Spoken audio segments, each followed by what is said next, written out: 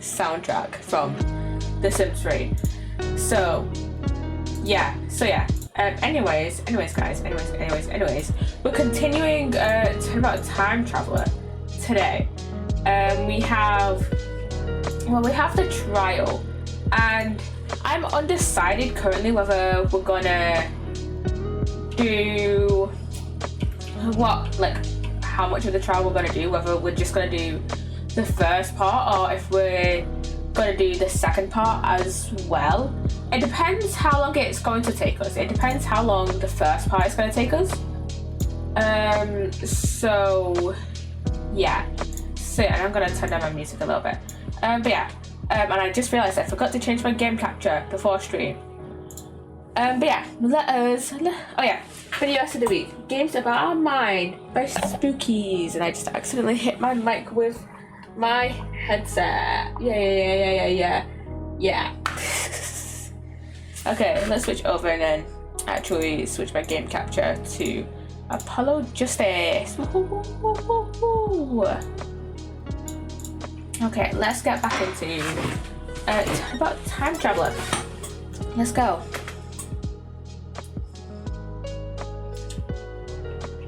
Go. We have 2 cross-examinations to do in this part of the trial, in the first part. So yeah, let's get into it. Okay, we're in the defendant's lobby, obviously. So the one thing we found out yesterday is that Soren was there at the crime scene. I only hope I can get some testimony from him that will get to the heart of the matter. Mr. Wright. Good morning, Ellen. Look, I'm afraid you might not like the result of today's trial. Nevertheless, don't tell me you're still thinking of going that route. Soren is innocent. He can't be found guilty. Take me instead. Let Ellen, please. Try and get a hold of yourself.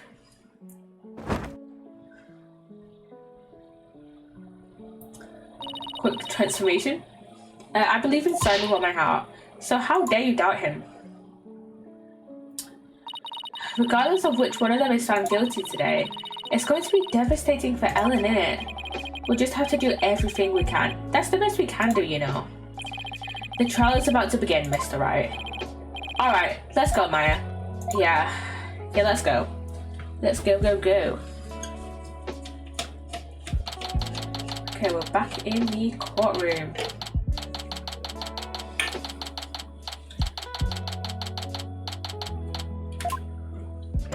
Number 6 this time.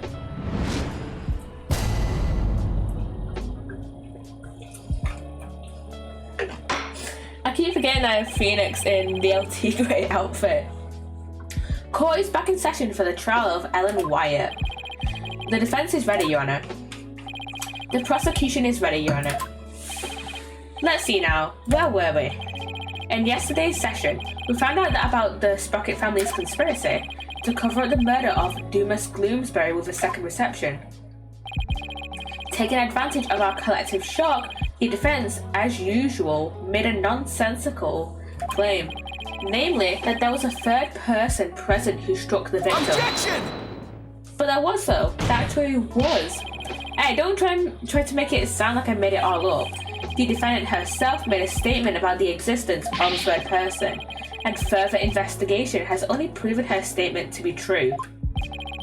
And I presume the defense intends to focus on proving the identity of this third person, who, is probably Soren.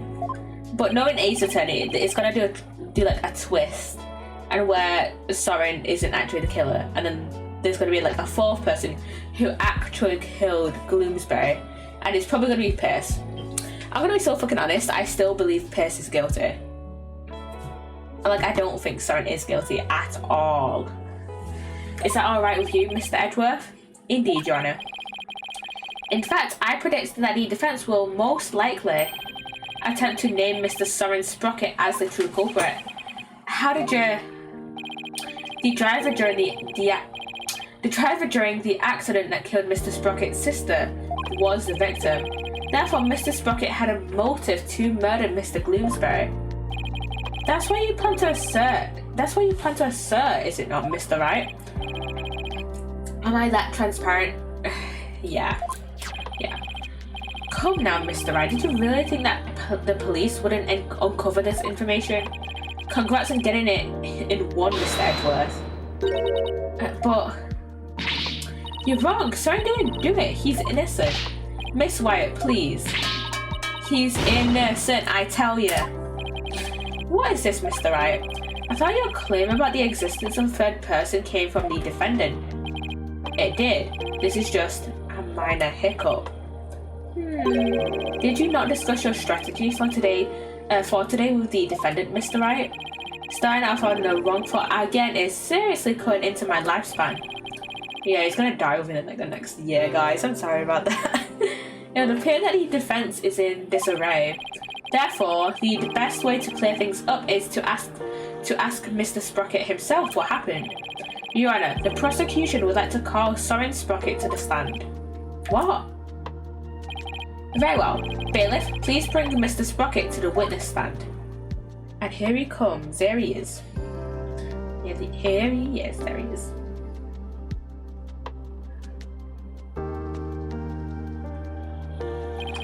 Witness, please state your name and occupation. Come on, Soren.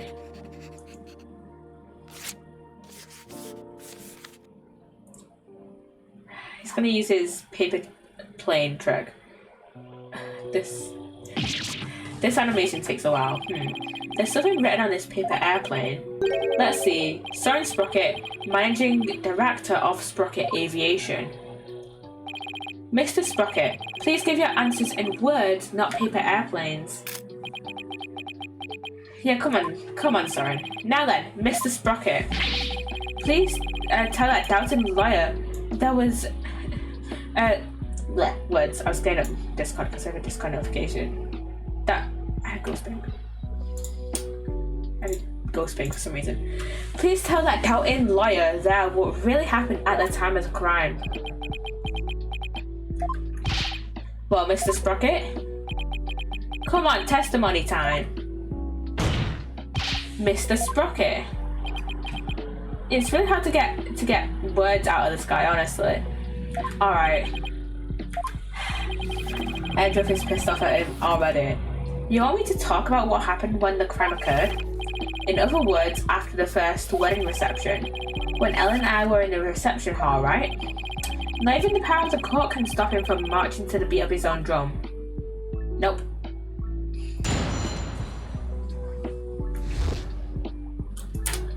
Okay, what do you remember?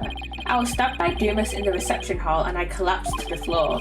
The next thing I saw was Ellen and Dumas on the Vista deck. I knew Ellen was in danger, so I headed for the Vista deck. But when I got there, Dumas was already. I don't want to believe it, but it must have been Ellen. Nothing else makes sense. Wait just a minute here. You actually think Miss Wyatt killed the victim? That's right. Dumas was killed by Ellen. This is unbelievable.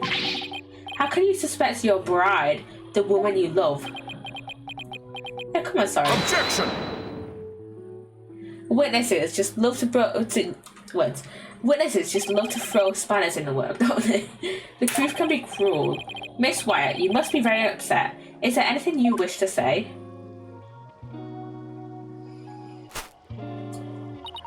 No. I can't believe this. Soren, I thought that at least you would believe in me. The best way now to show your love for your groom is to admit your guilt and try to atone. Soren. Hold it! Edgeworth, stop being a douche, please. Mr. Edgeworth, I haven't even cross-examined the witness yet. And quit picking on the clearly distraught. Yeah, that's so not cool, Mr. Edgeworth. A court is where we seek the truth, and the truth is unyielding, even to the truly pitiful. Mr. Edgeworth, I find it distasteful to make a lady cry. Yeah, I do, Your Honor. So what are you going to do, Nick? Yeah, Edgeworth, stop being a fucking douche. If the third person Ellen saw on the Vista deck was Soren, then we have to prove Soren was there at the time of the murder. I don't see any obvious inconsistencies in his testimony, but we have to push forward.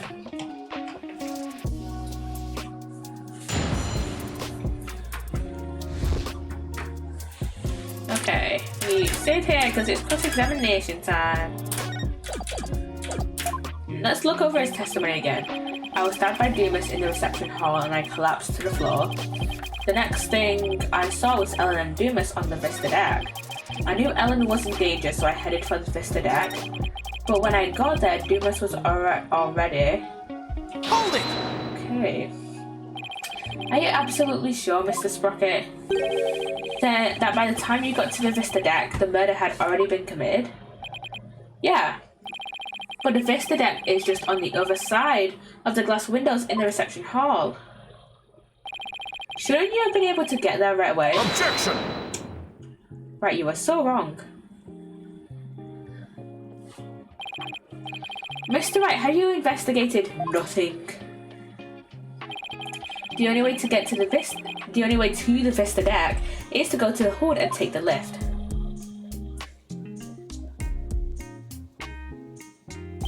No matter how much one hurries, it would take at least 10 minutes. Well, that's unhelpful. But Soren had to have gotten there before the murder or my claim won't stand. Do you have any ideas for me, Maya? It's definitely easier to prove that someone did go to the hood than not. I mean, you can't leave anything if you don't go someplace, right? Can't leave anything? Wait, don't we have something? Don't we have, what was it? That. The hood entry record. The only entries we have for that. The only people who used, their ID cards to get into the hood at that time, to take the lift up to the Vista deck was Dumas Bloomsbury, Pierce Nickety, and Ellen Wyatt. Which, this hood entry record is one of my main reasons why I suspect Pierce, because Ellen did say, it was someone else. I think it was Ellen, yeah, who said, she was the first one to find Bloomsbury's body, and the only person who went there before Ellen besides Bloomsbury was Pierce. So, yeah, that's reason I suspect Pierce. Can't leave anything. Wait a minute, I think Maya is onto something here. The lack of a certain something actually proves that Soren didn't go to the hood. What's the matter? Are you stumped already? No, far from stumped, Mr. Edgeworth. I know for a fact that Mr. Sprocket didn't go to the hood. You and your paper-thin bluffs. Mr. Sprocket's bloodstain on the lift proves he went through the hood. So what possible proof could you have that he did not in fact go through there? You want proof? You got it. You can do this for me next. There's gotta be proof that Soren didn't go through the hood. Well, Mr. Wright? This proves that Mr. Sprocket didn't go through the hood, and it's the hood entry record. As anyone can see from the hood entry record, there's absolutely no mention of Soren Sprocket entering the hood. The defense asserts that Mr. Sprocket used a different route to get to the Vista deck. You can assert all you want, Mr. Wright, but can you actually prove another route exists? Can I prove the existence of another route to the Vista deck, you ask? Yeah, I guess so. I can prove it. Even if it's just a bluff, I have to present something. Anything that could prove the existence of a faster route to the Vista deck. Well, very well then, Mr. Wright. Show us how Mr. Sprocket got to the Vista deck. Mr. Sprocket made for the Vista deck through here. The escape hatch thing. Take that! To save his bride from danger, Mr. Sprocket opened the escape hatch and made his way along the outside wall to the Vista deck. Isn't that right, Mr. Sprocket? Yeah, come on, Soren.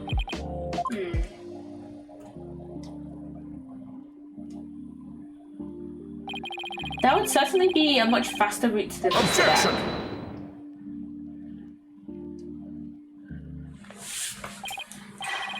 I'm disappointed, Mr. Wright. Is that really the best you could muster? What do you mean? What do you mean, Edward? The escape hatch is not meant to be used to get from the reception hall to the Vista deck.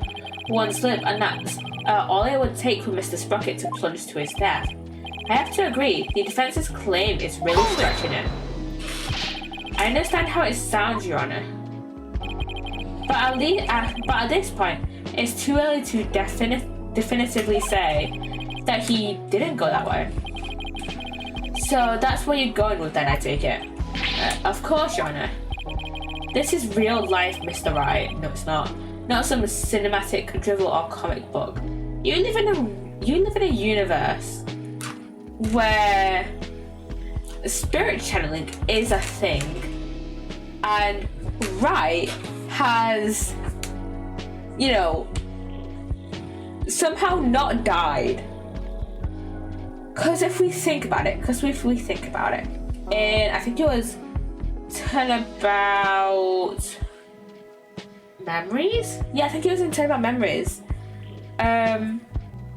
Phoenix a like glass pendant that previously had poison in it, and I would assume still had a tiny bit of poison residue still in it. Somehow he managed to eat a glass pendant with poison residue in it, and also in Bridge to the Turnabout at the start of that case, he runs over a fucking flaming on fire bridge, falls into a river which is known for where bodies do not return from, and only one other person has survived that river, that being his ex-girlfriend Dahlia Hawthorne. And somehow he managed to survive that river with only a fucking cord. No broken bones, nothing. Just a cord. So, yeah, getting from the emergency exit to the Vista deck is certainly fucking possible. And also, Manfred von Karma had a bullet in his right shoulder for like almost 15 years without it causing some sort of infection or like causing it to like reopen a wound or like make any other wounds. It just was stuck in his shoulder for almost 15 years. That's insane. So yeah, it is possible. It is fucking possible. People survive that sort of shit all the fucking time. So it's possible that Soren Sprocket went from the emergency exit to the Vista deck. Do you have some sort of logical explanation to share that would convince us of your claim? And Tater Queen, hello, welcome, thank you for the raid. Hello everybody. Hello, Daddy Wolfie. Hello, Wolfie. How you doing? If you guys just came in from a Tater stream and you guys do not know me, sorry to raid and run. I'm in a rush, but I love you, girl, and I hope your stream is amazing. Well, thank you, Tater, and it's no issue if you need to go off and do anything. I'm doing all right. Hope you're having a great stream. I am. It's going pretty great so far. We started like about 20 minutes ago, so it's not been too long, but it's going pretty good so far. But yeah, do what you need to do, Tater. It's all right. But if you guys came in from Tater stream and you guys do not know me, I'm a variety streamer, though I mainly play Ace Attorney at the minute. I've been playing Ace Attorney for the last year. We are on the very, very last case. We're on the bonus case for Spirit Justice, and we are almost done with the whole Apollo Justice trilogy, which means we only have 2 more games left, and those are the investigations games, and the collection for that is coming out next fucking week, which I'm so excited for. But yeah, you'll mainly see Ace Attorney related stuff here, but I do stream some other games. I'm on a Minecraft SMP called Oswork. We are currently on season 2. I also play Sims, though I'm playing that pretty infrequently at the moment. I also play Sticky Business, which I need to play again soon because a DLC just came out for that. And yeah, I play a few other games from time to time. And yeah, I'm glad you guys came in, and thank you again to Tater for the raid. I do. Are you sure, Nick? Kind of. Actually, I have nothing. So I'll just have to wing it somehow. I'm gonna turn up my music slightly. There we go. On what do you base your theory that Mr. Sprocket made his way along the outside? By saying that he was able to go along the outside wall, despite the dangers based on power love. That makes the most sense. To save the bride he loves, the groom risked his life and rushed outside. Mr. Sprocket was able to make it to the Vista deck despite the danger because of the power of love. The power of love. That love is a source of strength that can help one overcome any obstacle. I think I can relate thanks to my own long happy marriage. Oh, he actually seems to be buying it. This is one of the stupidest bluffs Phoenix has ever done. And yeah, it's convincing the judge. Which is not really that surprising when I think about it, because the judge is kind of an idiot and will believe anything. The power of love, you say? That kind of illogical argument is hardly viable in a court of law. Wouldn't you agree, Your Honor? I'm afraid not, Mr. Edgeworth. You should never underestimate the power of love. You understand one day when you get married, which I won't. Aromantic Edgeworth? Exactly what is so wrong with wishing to remain unwed? Wait to set him off, Your Honor. Never mind all this unscientific nonsense. Are you aware, Mr. Wright, that at the time of the crime, there was a huge propeller turning at full speed between the hatch and the Vista deck? Even if the person were to go outside through the hatch,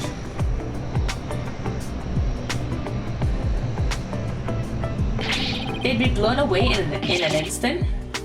What if the aircraft wasn't? What's the word? What if it wasn't flying? What if the steamship was not flying though, and the propellers were off? What does your power of love get you now, Mr. Wright? A huge spinning propeller, you say? In that case, I have to admit it does seem impossible. I should have known. Nick, you can't make that kind of face in front of your client. The worst of times are when lawyers have to force their biggest smiles, right? Referencing her own sister, right?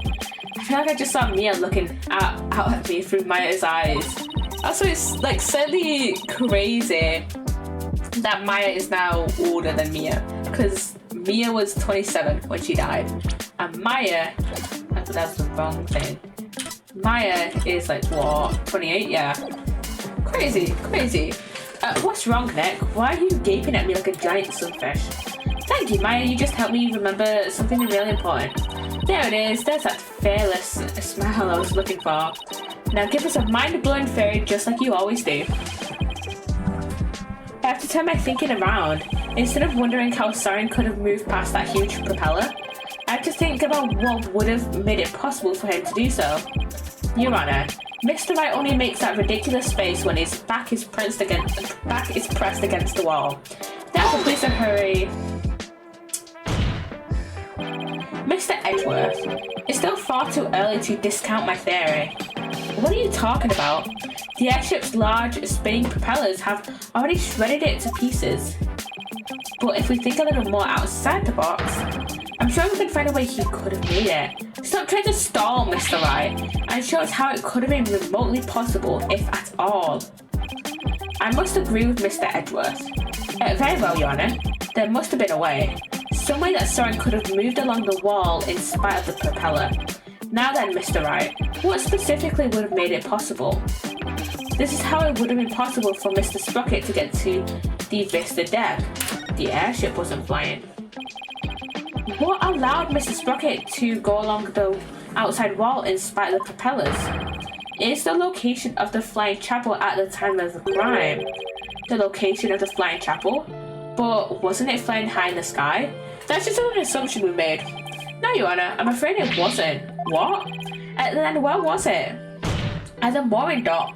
At the time of the murder, the airship wasn't flying through the sky, but moored to the ground. What?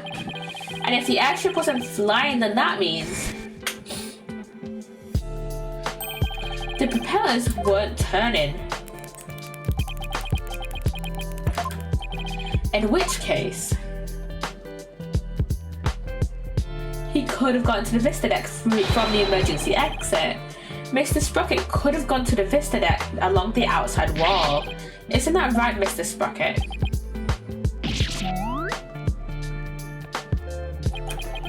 Are you okay? I don't remember. Is your thumb okay? It's fucking throbbing. Ow. He stabbed himself with his pencil. That's gonna leave a mark. Yeah. Even if the propellers weren't turning, it would have been far too risky to go that way. But Mr. Edgeworth, you're forgetting about the power of love. Yeah, the amazing power of love. Not this again. Very well. For the sake of the argument, let's assume this so-called power of love made it possible for Mr. Sprocket to move along the outside wall of the airship. Can you prove that the airship was tied to the ground as you claim, Mr. Wright? Well, I don't have any evidence that proves where the airship was at the time. You can prove it, can't you? Maya, can you think of anything we can use to prove it? Can't say I can. Oh wait, didn't somebody see something outside a window at the time of the crime? I think I remember someone saying as much. Do you have a piece of evidence that shows what was outside the airship? Well, what are you waiting for? The only person who said anything that said something that was outside the airship was Larry, right? This piece of evidence shows what was outside the airship at the time of the crime. Okay, there it is, Larry's drawing, because he says he saw a pterodactyl, so that's the only thing we can say. This piece of evidence shows what was outside the airship at the time of the murder. What kind of lousy drawing is that? It's a drawing made by Larry Butts. And what can you prove with that poor attempt at artistry? Damn. Bullying the poor artist is something I also do. Larry made this drawing before he switched the lanterns, so it must have been right around when the murder was being committed. Now, if I could direct the court's attention here. Is that pterodactyl? Does that mean that the airship actually went back in time to the Cretaceous period? Objection! That's the period where pterodactyls existed? We've already proven that time travel is nothing more than a gimmick, did we not? Hello, Killer Machine. How you doing? Welcome on in. You did it. We did, and I have no intention of bringing up that argument again. But this drawing shows us an important piece of information. It shows us that the airship was actually moored on the ground. And what makes you so sure? That's easy. All you have to do is consider who made this drawing. Larry Butts. Who, if we remember from Bridge to the Turnabout, he was, laying on his back. If you don't remember, he was laying on his back in like this little cabin, I can't remember what it's called. And he was laying in his bed, which was, directly under the window, and he had full view of the bridge. And he claimed that he saw someone flying from the bridge. But he was seeing the bridge upside down. So what was actually happening is that Misty Faye's body was actually being swung via a rope, like a pendulum, Larry. That's right, it was Mr. Butts, and we both know what he's like. He must have seen something else and mistaken it for a pterodactyl. I can't argue with you there. Hey, wait, just one doggone second here. What kind of moron do you guys take me for? I saw in my own eyes a pterodactyl flew right by the window, I tell ya. I have the sharp eyes of an eyes, don't you believe me? No. Yeah, we don't. Nick. Nope. Some friends you guys are. What about the judge? You believe me, right, Your Honor? I'm sorry, but I'm afraid you need to leave this courtroom. Bailiff, if you would. Come on, buddy, let's go. Why doesn't anyone believe me? Because pterodactyls went extinct millions of fucking years ago, you dingus. Don't take it personally. Like, I know you're just being, well, you. Yeah. Now then, so you're saying that one Mr. Butts really saw bears some relation to what was outside the airship at the time of the murder? Yes, Your Honor. At least I think it does. What this pterodactyl really is will prove the airship was anchored at the mooring dock. It had better anyway. If it doesn't, my whole argument is a bust. If you're that confident about it, then please go ahead and tell us what it really was. Yes, Your Honor. Think, Phoenix. What could that pterodactyl have actually been? The only thing I can think of is maybe this. Please take a good look at this sign. It appears to have been broken and then repaired. But what does this sign have to do with the pterodactyl? Please focus on this part of the sign. The part that broke off and got reattached. What about it? How about we return it like this? Oh, that shit, it's the pterodactyl in the drawing. What Mr. Butts actually saw was this chunk as it was being blown through the air by wind. What?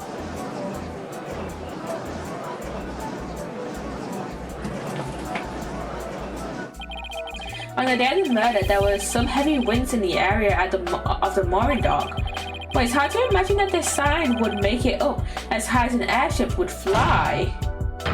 That means the flying chapel must have been anchored at the mooring dock that night. Isn't that right, Mr. Sprocket? Objection!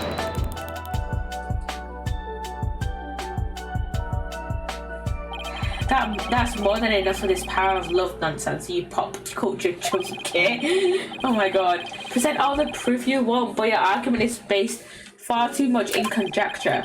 Why don't we return to reality now? Again, you're in a reality where, you know, Phoenix should be dead, but he's not.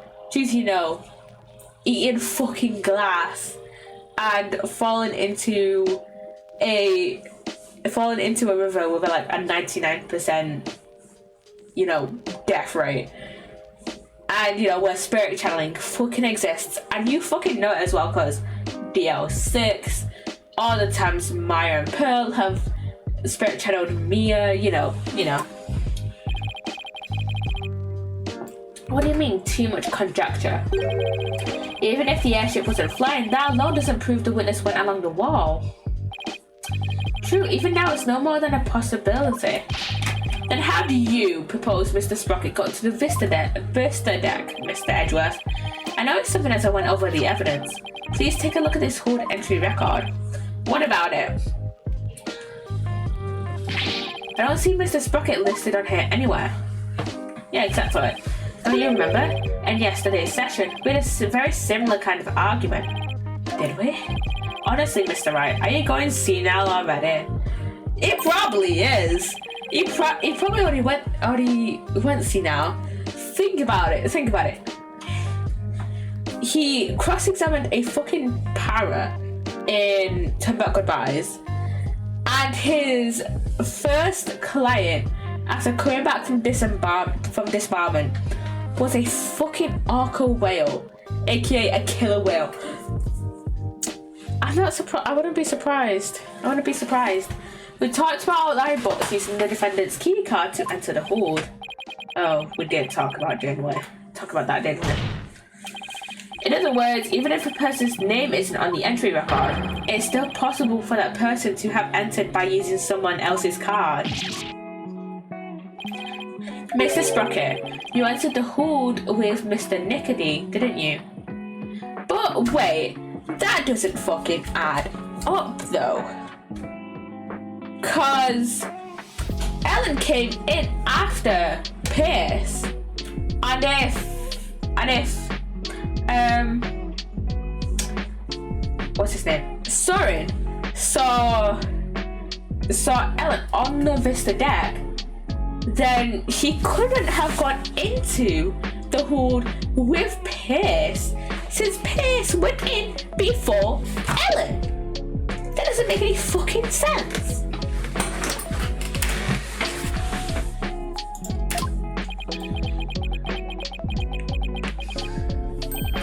I did. What?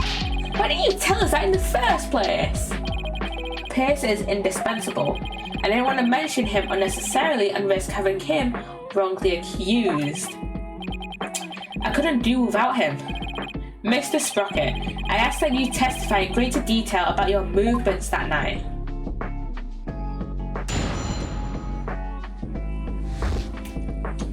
Okay. The truth is, I went to the Vista deck with Pierce. That's why my name doesn't appear on the hold entry record.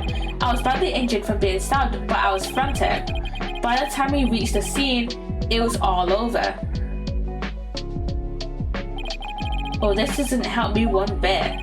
Mr. Sprocket, you've concealed information from us time and time again. Like every fucking witness. Who do you think you are, treating this court of law with such irreverence? Every fucking witness does that. And yet you have time and time again not called them out for perjury. Every single witness we have had has lied or willingly held vital information from us. Every Ace Attorney witness does this, and yet you're only now in the Apollo Justice Trilogy calling them out. What is your problem?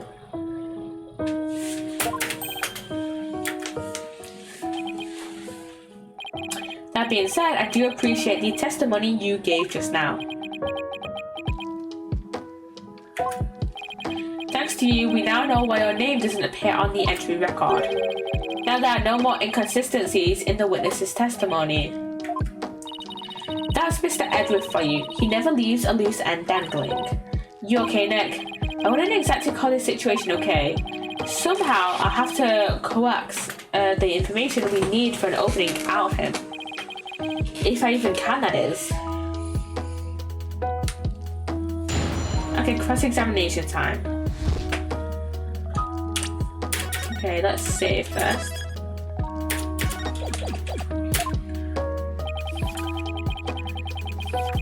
Hold it! You didn't mention this because you didn't want Mr. Nickety to fall under suspicion? Is that because he had something to hide? I just didn't want the police to take up his time with all their questions, that's all. Neither the company nor the household would function smoothly without him. I see. Wow, it sounds like Pierce is absolutely indispensable to the Sprockets. Anyway, getting back to your statement, when did you meet up with Mr. Nickety? We met up on my way to the Vista deck. I think Pierce and some of my relatives were on another floor. But Pierce heard the commotion and came running to my aid even. He could hear the pandemonium all the way from another floor. I doubt that. Mr. Wright, would you like the current statement added to the witness's testimony? Yes. Yes, please, Your Honor. Very well. Pierce heard the commotion and he came in. Did Mr. Nickety come alone? I believe some of his subordinates were with him, but I don't remember exactly how many. He may say there were others, but seeing how they pulled that second reception off, I can't completely trust anything he has to say either. I see. So you, Mr. Nickety, and a few others headed to the Vista deck, is that right? That's right. I don't trust that. I don't trust that at all. But I don't think we have really too much else to ask him about. We were badly injured. Speaking of your injury, how are you doing now? The knife wound is deep and continues to throb with pain. Knife wound? But what is, wasn't he stabbed with the candelabra? Wasn't he stabbed with that? Fortunately, my internal organs were spared. Wasn't he stabbed in the hand? But one wrong move would have spelled the end for me there. Even so, I've seen you up and about all over the place since the incident. I'm only following my doctor's no! Oh wait, no. It was Gloomsbury that had the wound in his, that had the blood in his hand. No, sorry. I'm only following my doctor's orders to perform some daily light exercises. Mr. Wright, would you like Mr. Sprocket's statement about his condition added to his testimony? Not that it appears especially relevant to me, but should I have him add it to his testimony? Yes. Yes, Your Honor. I'd like to have it added to his testimony. I see. Very well.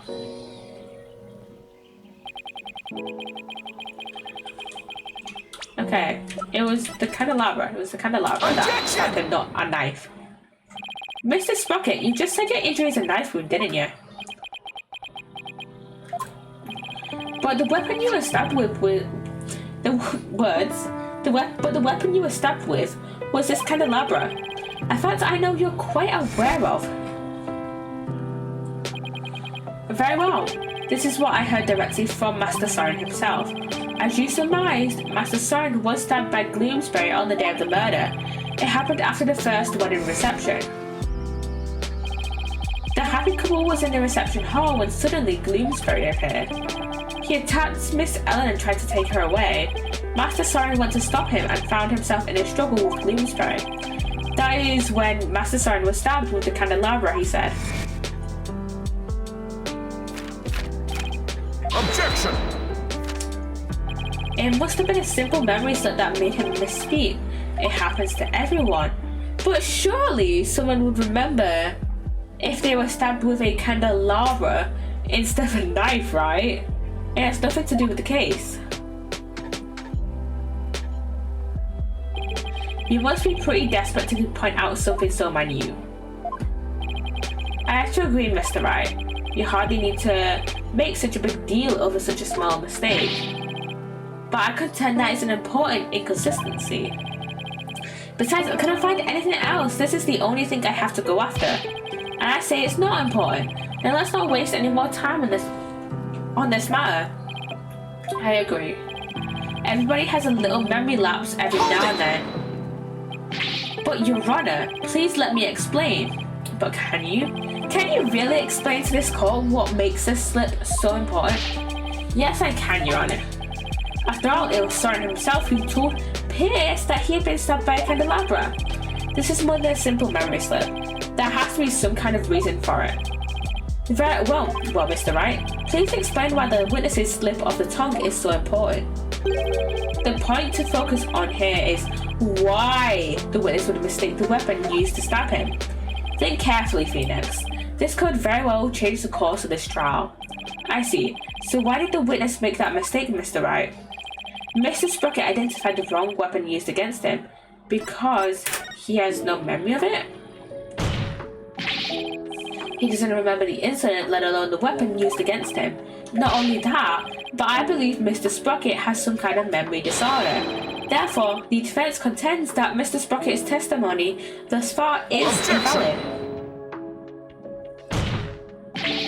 Just because you can't find a flaw in his testimony, you want to throw it all out? Your baseless claim is nothing but pure slander of the witness's character. Mr. Edgeworth is correct, Mr. Wright. Can you explain your grounds for making this claim? Of course, Your Honor. Think of what Soren has said, how he's behaved. That's where I'll find a clue. Very well, let's hear your argument then. My grounds for claiming that Mr. Sprocket has a memory disorder is his notebook, because his notebook is insanely detailed. Do we still have the notebook in our court record? No, we don't. But he writes basically everything down in there. The notebook he always has written, and plus he insanely panicked when he lost it and we found it and we then give it to Pierce. He was like, oh no, what the fuck do I do? What the fuck? So yeah, and he even got out of, but he was supposed to be on bed bed rest and he was like, oh no, I need to find my notebook. I desperately need to find my notebook. The notebook he always had with him. I saw daily events and information about the people around him recorded in it. Like a diary, perhaps. No, Your Honor, it's much too detailed to be an ordinary diary. It's more on the order of a database, actually. A database, you say? That's right. For some reason, Mr. Sprocket is apparently unable to retain memories. That's why he writes every little detail of his life down in his notebook. How could you possibly know that for sure? He might just be an extremely compulsive person. I thought so too myself at first. To be honest, we accidentally got a stain on that notebook yesterday. You mean you got a stain on it? Hey, you're the one who tried to grab it out. Never mind whose fault it was, just get to the point already. Right, sorry. Mr. Sprocket. The page Miss Faye got a stain on yesterday, that's the page of, with the details of your stabbing on it, isn't it? No, I only write in this notebook because I'm very compulsive. Now drop the subject already. Sorry, but I'm not convinced. Welcome on in, Gary. I hope you're okay. Welcome on in. Look, while I work, that's okay. I noticed an odd fact about your notebook, Mr. Sprocket. On the earlier pages, you used it to write down invention ideas, but after a certain date, you started writing down a lot more and in much more detail. I believe your memory disorder stems from what happened on that day. Something so monumental it caused the memory disorder, Mr. Wright? You don't know what you're talking about. Sorry, but I do know what I'm talking about. And this is proof. The newspaper. Because that has the details of the car accident. This is the thing that caused Mr. Sprocket's memory disorder. Take that! You were involved in this car accident too, weren't you, Mr. Sprocket? And the shock of losing your beloved older sister is what caused you to develop your memory disorder. Is this true, Mr. Sprocket? Well, is it?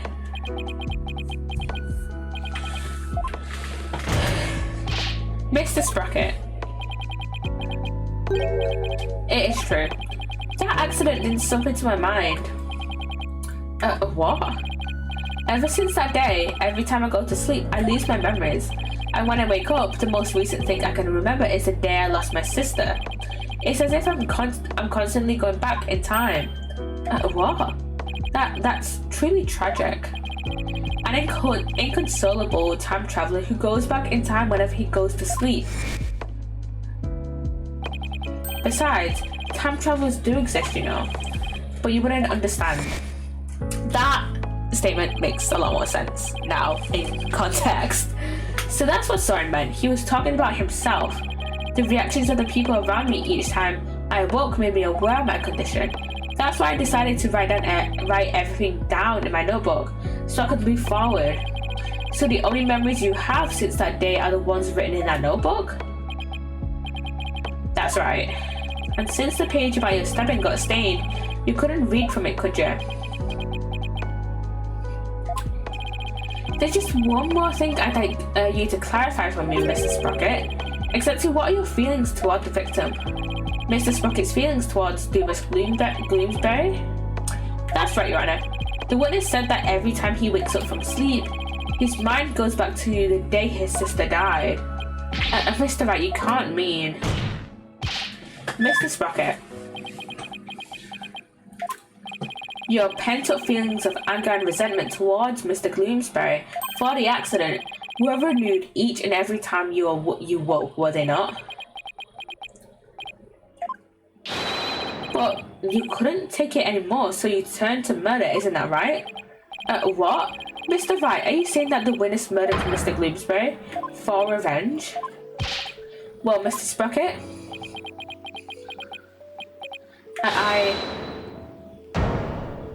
What? Ellen? Miss Wyatt? Your Honor, I did it. I killed Mr. Gloomsbury. No! Ellen! Ellen, come on, we're defending you here. Miss Wyatt, what are you trying to do? Don't tell me you're still thinking of going that route. Soren is innocent, he can't be found guilty, take me instead. Ellen, please, try and get a hold of yourself. I guess she really meant it. My Soren didn't do anything wrong, I'm the one who should be convicted.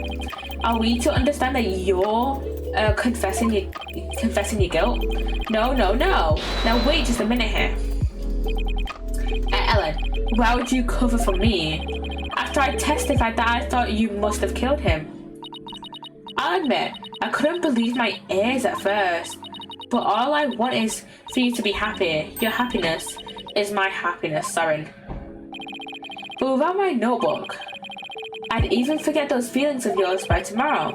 Knowing that, do you still feel that way?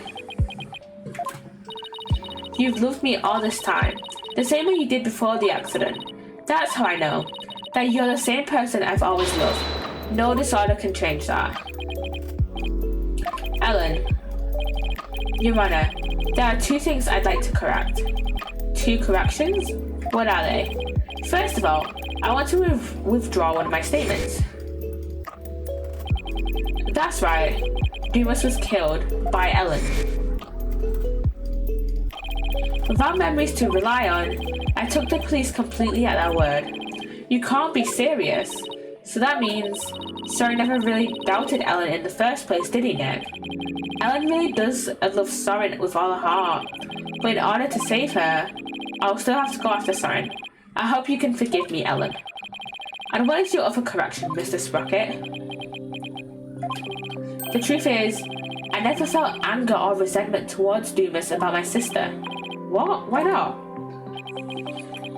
That's because the one who caused the car accident was me. What? Big twist there. Order in the court. Please continue, Mr. Sprocket. I'm the one who killed my sister. To protect my career and my future, my father made Dumas take the blame in exchange for money and the position of lead servant. So you see, Dumas must have held a grudge against me, not the other way around. And he must have attacked Ellen to get his revenge on me. Are you sure about all this, Mr. Sprocket? Very sure, it's all been written down in detail in my notebook. That notebook is important evidence supplying background to this case. I must insist you submit it as evidence. The lawyer said I had turned to murder, but that's just not true. And in 5 minutes, by the way. However, it is true that my older sister and Dumas are both dead because of me and my negligence. I just glanced through Mr. Sprocket's notebook. I wasn't able to read the part about when he was stabbed due to the bloodstain. But what's written here about his sister's car accident is exactly as he stated. Your Honor, as long as it matches what's written in that notebook, can we still take the witness's testimony as valid in spite of his memory disorder? Yes, I believe we can. I understand now that the witness's memory is in disarray. But what if Mr. Sprocket himself wrote in his notebook is true? Then that means by the time Mr. Sprocket's party reached the scene, the victim had already been killed. Edward's right. I'm still in the same bind as before. But should I really simply accept the contents of the notebook as a substitute for Soren's memory?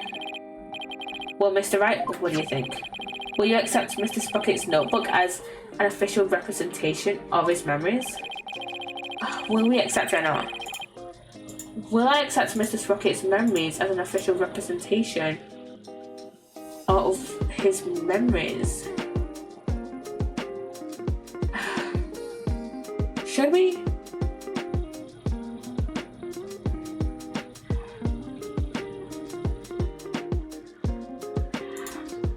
Yeah. Your Honor, I can accept Mr. Sprocket's notebook as Nick. Are you sure about that? Not really. I mean, I already don't like where this is going. Yona, the defense requests a timeout.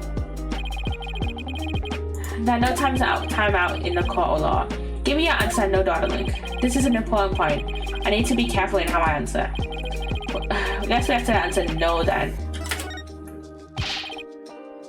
Wait a minute, Your Honor. The defense requests a chance to examine the notebook to see if it's trustworthy. Very well, but be quick about it. Thank you, Your Honor. So how should we examine it?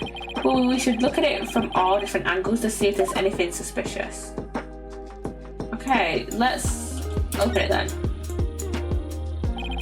There's no point if I don't look at what's inside. I have to open it. With your permission, sorry. Here I go. I'm just gonna check this. It's got pink really quickly. There we go. Yikes. Oh, it's just a page marigold stain. But I guess it's not going to be very helpful at this moment. I'll keep going. This is the last page where there's writing.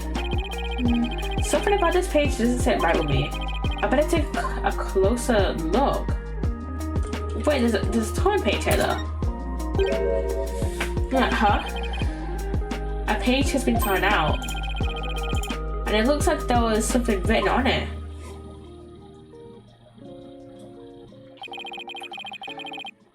It looks like a page has been torn out here.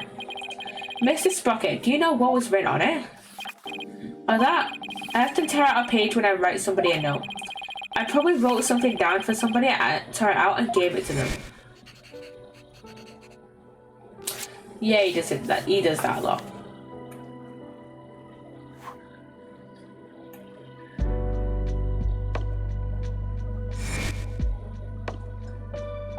Oh yeah. That solves that. Objection! Wait a minute. We can't ignore the possibility that something important was written on that page. Now that the page has been torn out, how can we determine what is written there? Well, let's see. To find out what was written in the notebook, we should use fingerprint powder. If we use fingerprint powder on the notebook, we might be able to see what was written. Fingerprint powder? How would that help us find out what was written there? Well, the writing left indentations on the blank page behind it. Fingerprint powder could make those small indentations visible to the naked eye. Oh, stop. Fingerprint powder would only sully the notebook further. Mr. Wright, if you use the powder and still don't find anything, then you must accept the notebook as a representation of the witness's memories.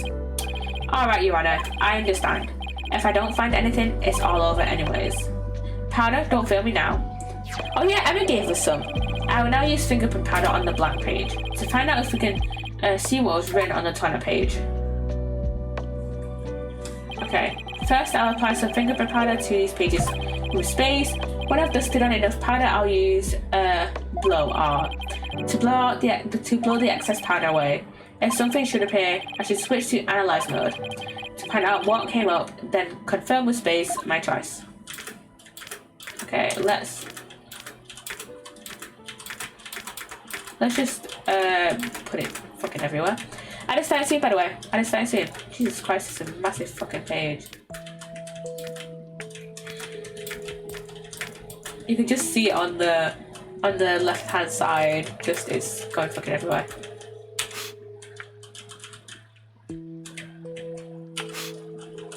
Okay.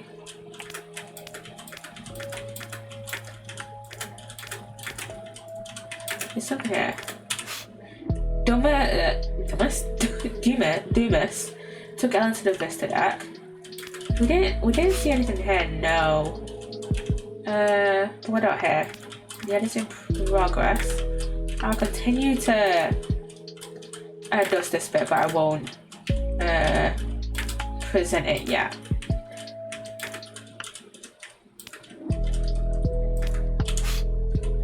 I struck and killed Dumas.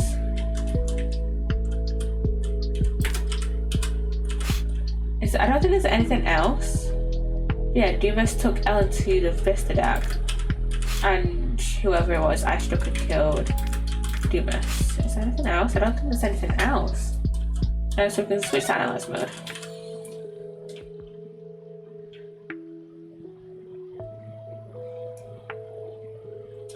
But yeah, we can present that in when the ad is over. Dun, dun, dun, dun, dun, dun.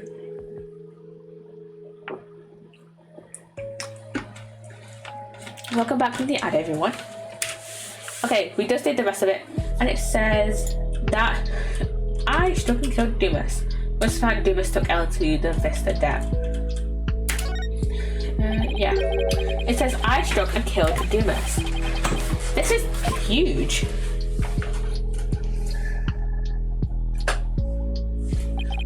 I struck and killed Dumas. That's what was written on the turn-up page. And I've just realized that Dumas's name is supposed to be input on doom and gloom. Oh my god. That's what was written on the turn-up page. What? It can't be. But it is. I don't believe it. There has to be some kind of mistake. Son would never, could never. Miss Wire. Bailiff, please get the defendant to the infirmary at once.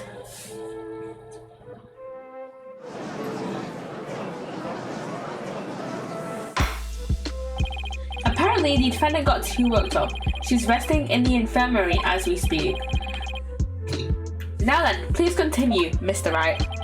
Yeah, Your Honor. This notebook is all Mr. Sprocket has to remember things by.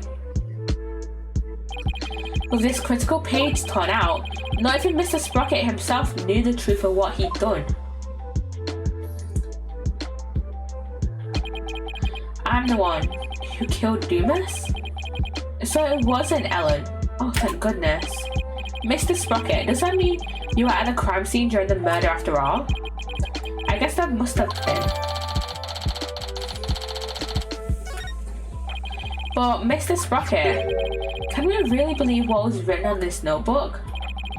Nobody touches this notebook but me, and when I sleep, it's under lock and key. I don't remember writing that I killed Dumas, but I guess I must have. Well, now that we have a confession, I'm afraid I must render my verdict. Of all the... Yeah, Your Honor, please give your ruling now while Ellen is asleep. I want the woman I love to be set free as soon as possible. Soren really does love Ellen after all, doesn't he? Yeah. So this is how it ends. But is that how it really went down? Is there really no way for them both to be happy? I know we should consider anything written in the notebook to be true, but still. I myself wrote of the crime in my notebook. No further proof is necessary. Soren himself wrote it in his notebook? Wait a minute. I don't believe that. Very well. I will now give my verdict. Ellen is about to be found not guilty and Soren will be convicted for the crime instead. But yeah, am I really ready for the judge to give his ruling? No, we're not. No, not when there's still one more avenue left to explore. This court finds the defendant, Ellen Wyatt. Your Honor, there's still something that bothers me about that notebook. Oh, is there? What are you doing, Mr. Wright? All you have to do is keep quiet and your client is a free woman. I know, but I think there might be more to this case than meets the eye. I'm not quite sure yet, but I think there's still... What did he say? I think there still might be a way for Ellen and Soren to be happy. What do you mean by more than meets the eye, Mr. Wright? I believe the question here, Your Honor, should be, why wasn't the incriminated page... Why was the incriminated page even turned out in the first place? Why? To destroy evidence, I would imagine. But removing it from the notebook is the same as removing it from Mr. Sprocket's memory, which means he wouldn't have been able to trick the police if he came under suspicion. No, if he wanted to cover up his crime, he would have to remember that he had done it. Just what are you getting at with this line of inquiry, Mr. Wright? Yeah, please explain it so that we can all understand. Yeah, Your Honor. The page was torn out of the notebook because somebody else tore it out. The incriminating page was torn out by somebody else. What?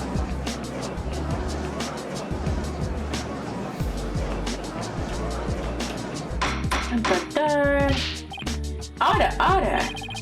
Are you claiming the third person interfered with the notebook? It's not all that surprising if you considered what's happened up until now. After the car accident and the murder of Dumas Bloomsbury, there was always a cover-up not far behind. But I had my notebook with me at all times. Did you? Because I remember you were in a panic yesterday because you couldn't find it. That's true. So who orchestrated this particular cover-up, Mr. Wright? If we think back over the course of the trial, it's pretty easy to guess. The one who may have tried to tamper with Soren's memories is Psssttt, because we gave him the notebook. The one who tampered with the notebook in order to manipulate Mr. Sprocket's memory was Psssttt. Is Psssttt.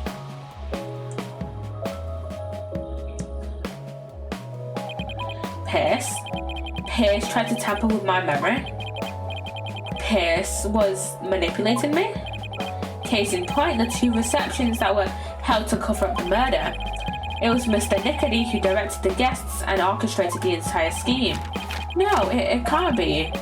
Which of my memories are mine and which have been rewritten? When did he start rewriting my memories?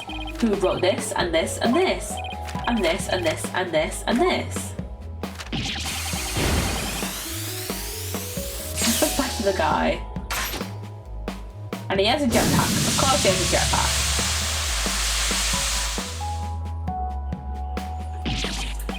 He literally took off. What?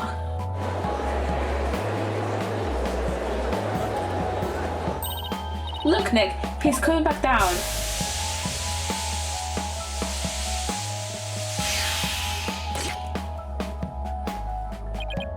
My memories, Ellen. Oh. Mr. Sprocket!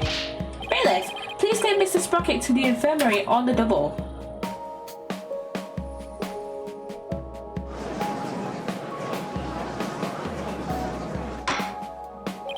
Mr. Sprocket has been taken to the infirmary.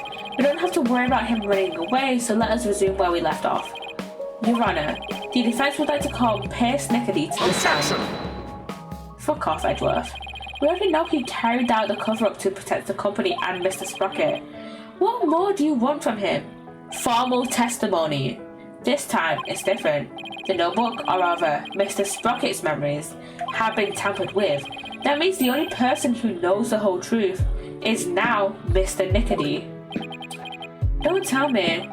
Are you actually trying to drum up a third suspect in order to exonerate the defendant and her groom? I'm not drumming up anything, nor do I have grounds to accuse him of anything. Yeah. All I know is that Mr. Nickety is the only one who knows the truth. And I think he's still hiding something. Something we don't know about yet. No grounds yet, is it? Well, Mr. Edgeworth, does the prosecution consent to calling the witness to the stand? It does, Your Honor. However, I would like a little time to talk with the witness before we do. Okay, very well. We will break for a 20-minute recess.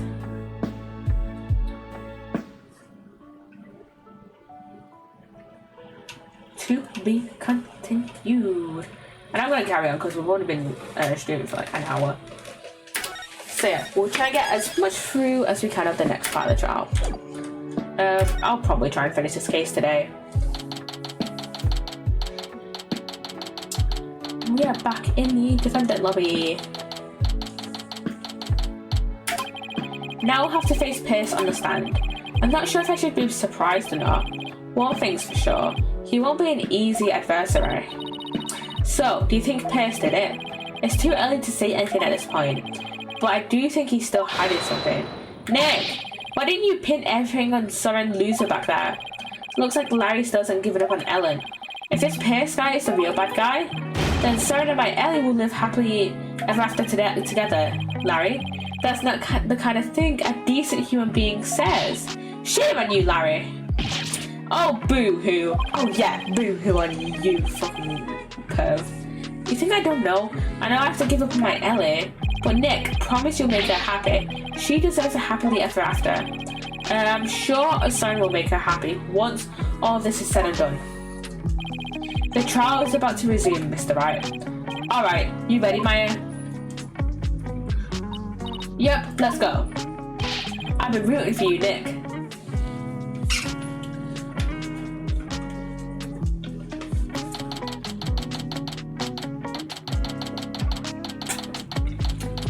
Let's go.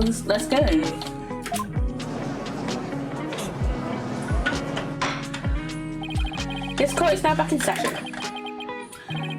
Witness, please take the stand. And here is Pierce. And are they just going to do all the scan up when the witness is revealed? Please state your name and occupation. My name is Pierce Nickety. I'm the Sprocket family butler. Let's get straight to the point, Mr. Nickety.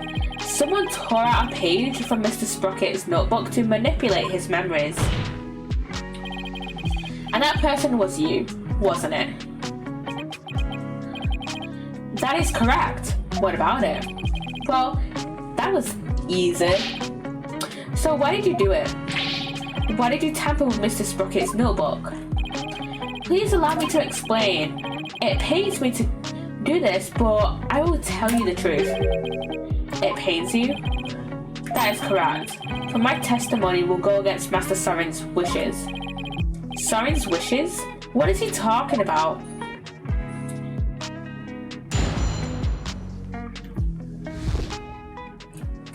Okay. I rushed to the Vista deck, but the crime had already been committed. I saw Miss Ellen and Gloomsbury collapsed, and Master Soren writing in his notebook. Master Soren said to me, I'll take the blame for the murder, so please take care of Ellen. But I went against his order. I tore the page out of his notebook and hid the body. Okay, so it seems like he's accusing Ellen of the murder, which, again, does not make sense because of the hold record. Because he went into the hold to get to the elevator to the Vista deck where Gloomsbury was killed before Ellen. Wait a second. What Mr. Sprocket was writing in his notebook at the time? Could it be? It was meant to be a confession, an admission he'd killed Gloomsbury himself. He wrote that message to take the blame from Miss Wyatt? That is correct. Master Soren did hit Gloomsbury with the timekeeper to save Miss Ellen. And Mr. Sprocket was the culprit after all. However, that blow did not kill Gloomsbury. That makes sense. Mr. Sprocket's injury wouldn't allow him to put much force into it.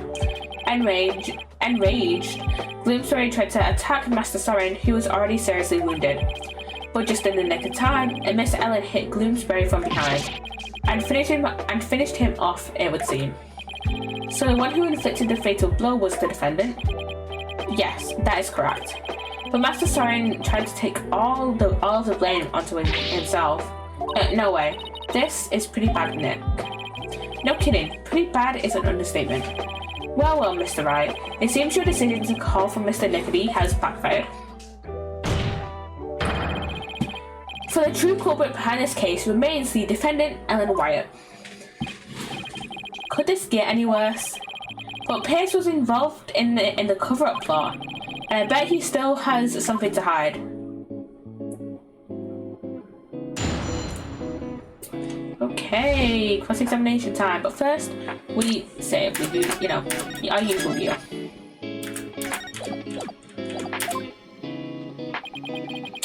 Okay. Let's see. What do we press? Oh, like present evidence on. Let's have a look.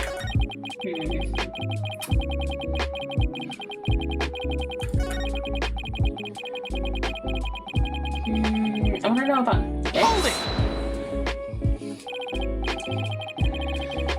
Mr. Nickety, could you please tell this court about that in more detail? That you say?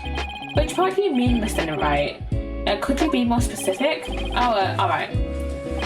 What part do I want to know more about? Hiding the body. Please tell me more about the hiding of the body. Very well.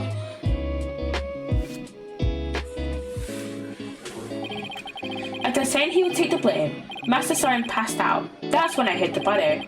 I quickly took the lift down to the hold, where I hid Gloomsbury's still warm body in the spare peggable lantern. So it was you who hid the body and not the defendant? To think Mr. Butts would move the lantern containing the body to the reception hall, well, I did not see that coming. I don't blame you. Not even Larry can predict what Larry will do next. Maybe I should take another look at the lantern in evidence. Mr. Wright, would you like that statement added to the witness's testimony? Yeah. Yeah, please. Very well. Please add that statement to your testimony, Mr. Nickety. In the hold, I hid the still warm body in the spare peggable lantern. Okay. There's a bloodstain on the inside wheel of the lantern, on the inside wheel handle, as if somebody gripped it with a bloody hand. Objection! Could it be? Is that what happened? If what I'm thinking is true, then maybe I can prove neither Ellen nor Soren did the deed. Mr. Nickety, you said the body was still warm when you hid it, correct? But then what if Mr. Gloomsbury was still alive when you went to put his body inside the lantern? What? What? That's preposterous.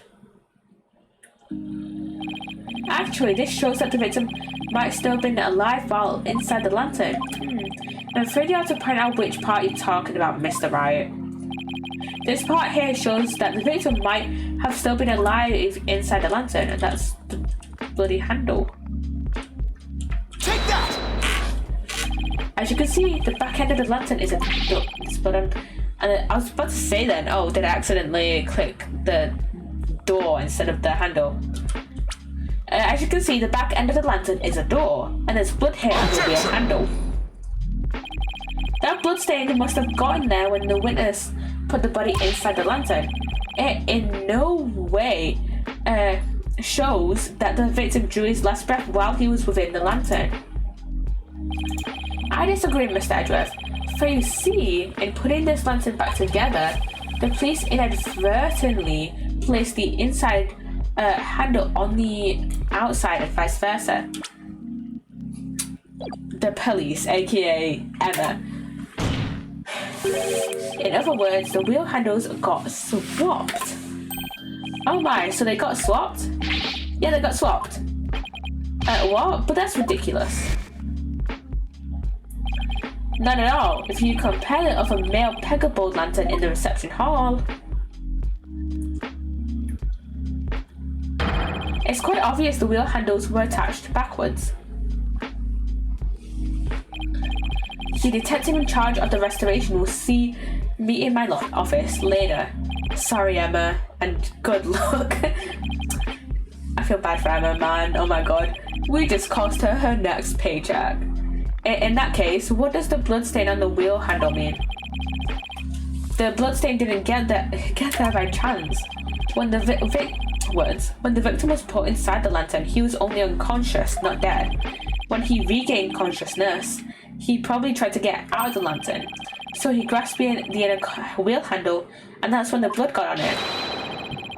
This proves that the victim was still alive when he was inside the lantern. At the time, I was completely convinced Gloomsbury was dead. Had I checked more carefully, he might have survived. Unfortunate, to be sure, but not significant enough to change this trial's outcome.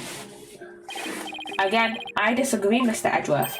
It actually has a very significant impact on this case. The victim was struck by the defendant, then died from his injuries sometime later. Words. There's nothing more to it. That's where you're wrong. Let's take another look at Mr. Gloomsbury's autopsy report, shall we? Please focus on the description of his injuries. A cerebral hemorrhage from a strong blow to the head. One contusion was found on the back of the head and one on the side. The blows were caused by the same weapon. It says one contusion was found on the back of the head and one on the side. Yeah, the one Mr. Sprocket gave him and the one Miss Wyatt delivered to finish him off. No, the defense would like to submit a different interpretation. The victim was knocked unconscious by the first blow and was then put into the lantern. Then what about the lethal blow by the defendant that the witness talked about? Yeah, well, that didn't happen. After some time, when the witness regained consciousness and tried to get out of the lantern, that's when he received the second blow that finished him off. Taking into account the fact that the victim was alive for a period after the first hit, and that he did receive a second blow to the head, it does seem entirely possible. Yeah, as long as the first blow didn't kill the victim instantly, then there's a possibility that someone other than Mr. Sprocket or Miss Wyatt delivered the fatal blow. That's all you got? Even if there was a time lag between the two blows, the prosecution's position doesn't change. What do you mean? It's elementary, Mr. Wright. After the reception, when the defendant was cleaning up the reception hall, the victim, who was supposed to be dead, suddenly came out of the lantern. The defendant grabbed the murder weapon, which was right there, and finished him off. Okay, Sherlock Holmes. That theory sounds awfully familiar. Of course it does, Your Honor, because it's exactly what I proposed at the very start. The second blow was inflicted by the defendant after all. I see. It seems a tangle of mysteries has unraveled into a single thread. And again, I'm gonna talk about the fucking hold records. Cause, like, Ellen went to the hold.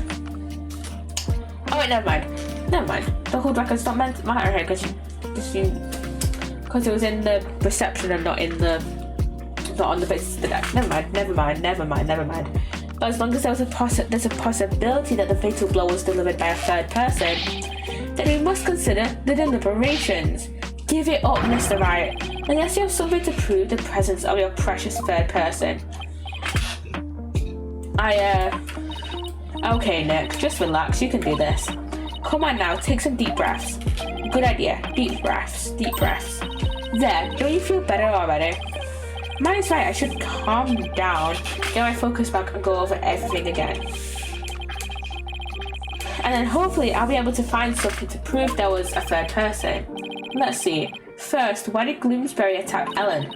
Because he was tired of taking the blame for the accident. But something about that line of reasoning just doesn't feel quite right to me.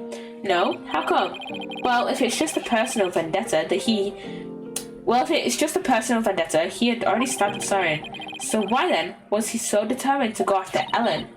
You're right, this whole thing feels too premeditated for a crime of passion. But Gloomsbury didn't seem to have a personal grudge against Ellen. If Gloomsbury didn't have a personal reason to attack Ellen, then... You've taken long enough, Mr. Wright. Now it's time for some action. What proof do you have that a third person was involved? Alright, I'll show you. I'm not completely sure what I'm doing yet, but it looks like I'm out of time. This piece of evidence proves the involvement of a third person. What's this? This, no. Grab Ellen when convenient, then send her off from the Vista deck. Take that! I get it now. Now I see why this note bothered me so much when I first saw it. It looks like a note outlining words. It looks like a note outlining the murder plot. That note was apparently written by the victim, but why would he feel the need to write instructions to himself like this? Your Honor, please take a look at this note. This is the victim's murder plan, right? It's definitely a murder plan, but what if Mr. Gloomsbury didn't write this note himself? What? This is how you intend to conjure This is how you intend to conjure up your mysterious third party, Mr. Wright? Can you even prove that that note wasn't written by the victim? Yeah, I can. Very well then. Please present your evidence, Mr. Wright. This evidence proves the victim didn't write the note. This. Take that! Because it has someone's left handprint on it. This is the weapon Mr. Gloomsbury used to stab Mr. Sprocket. I was wondering what you'd pull out this time. Dare I ask what that could possibly have to do with the note? Mr. Gloomsbury's prints were found on this candelabra, and the prints were from his left hand. So that makes the victim left-handed, correct? Exactly, Your Honor. The police looked into it too and confirmed as much. Now take a look at that smudge. Take a look at that smudged writing in this note. Notice how the smudging only starts from the middle of each preceding line. Had this been written by a lefty, the writing would be smudged from the far left end. This means that whoever wrote this note was definitely right-handed. In other words, somebody other than the victim wrote this note. What? Well, if someone other than Mr. Gloomsbury wrote it, then what does this note mean? Mr. Gloomsbury followed this note to the letter when he attacked Miss Wyatt. So clearly, this note isn't a murder plan written by Mr. Gloomsbury, but rather, these are instructions to kill Miss Wyatt issued by someone else. If it wasn't the victim who wrote these so-called instructions, then who wrote it? Most of the people involved are right-handed, you know. He is correct. The majority of the family and their employees who are on the airship are indeed right-handed. I must say, that is a very rough and slipshod conjecture you've proposed. Take off your gloves. See if there's smudging on your right hand. Because the thing is, whenever I write right, I'm left-handed, right? So whenever I write, there's always penning on my pinky. So surely, if, that note was smudged, someone who's right-handed would also have something on their hand, some ink on their hand.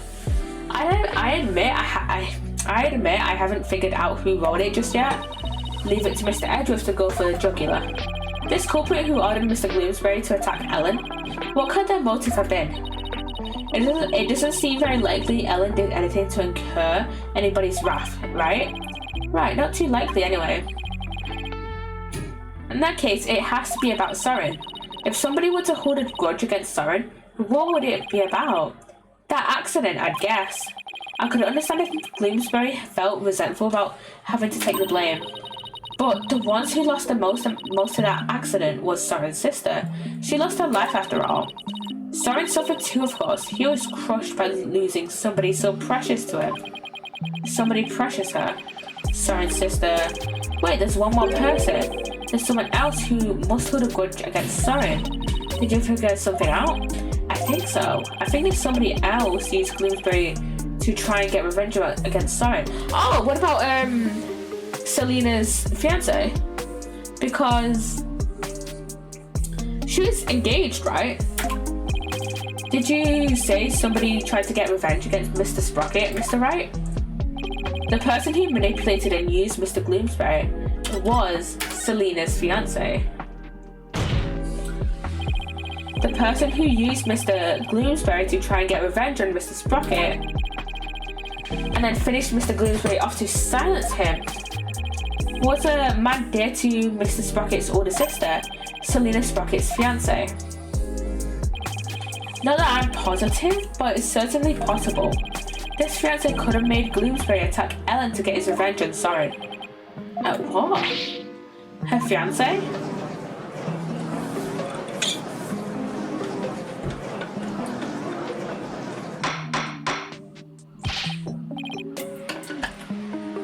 Order in the court, order, I say. Yeah, it does seem quite believable that Miss Selena Sprocket's fiance would bear a grudge against Mr. Sprocket for his role in the accident. Exactly, Your Honor. Maybe her fiance was trying to murder Miss Wyatt in order to make Mr. Sprocket experience the same pain he felt. Miss Sprocket's fiance, was a surgeon, if memory serves, but the only people who attended the reception were family and staff members. That may be, but then that just means that Miss Sprocket's fiance must have been among those who attended. I'm taking my phone off charge and I'll plug my charging. Oh, really? Of course, otherwise, how could he have killed Bloomsbury? Oh, I see what you're doing.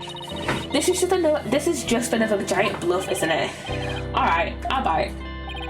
Who exactly do you claim this fiancé to be? Yeah, I would like to know as well. Are you sure you're gonna be okay, Nick? Maybe. When it comes to suspicious people, there's only one person on my list. I need to find something that connects him to Selena. This will help us identify Miss Sprocket's fiancé. And I think I know, cause the other day, I noticed that Pierce has the same pocket watch that Selena had. Take that! Please take a look at this photo, Your Honor. That photo. Notice Miss Sprocket's pocket watch. Haven't we seen it somewhere before? Yeah. Now that you mention it, I do feel as if I've seen it somewhere before. I believe we've all seen it. Right here in this very courtroom. Impossible. That's right, the pocket watch in this photo.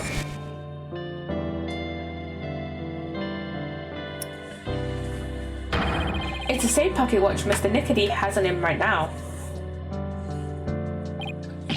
What?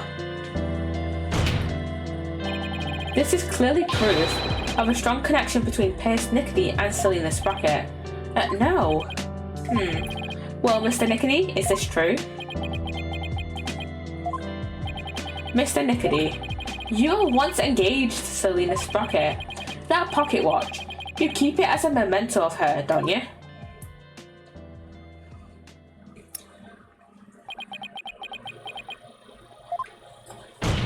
Come on, Pierce.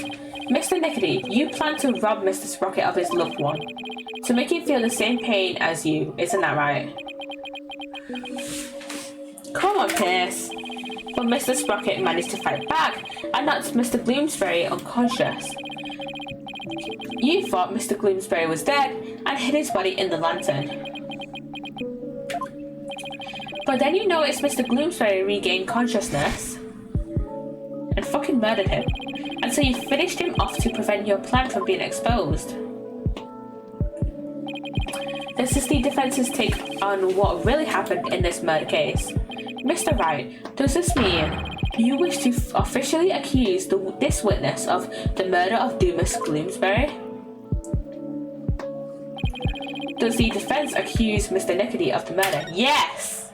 Yes, this is what I've been saying. He is guilty. The defense indicts Pierce Nickety on the charge of murdering Dumas Bloomsbury. Oh my. Mr. Nickety, would you care to respond? Man, this lawyer just yaps on and on and on. Yeah, we know. As you guessed, this watch is a memento of Selena. It stopped working at the time of the accident though. Then you really are.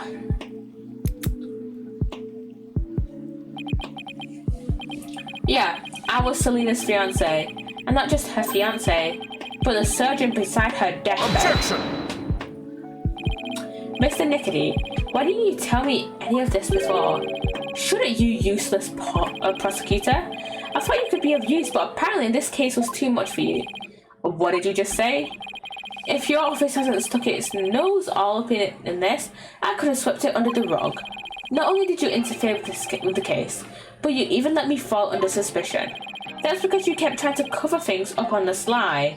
Ugh. But covering things up wasn't your only involvement.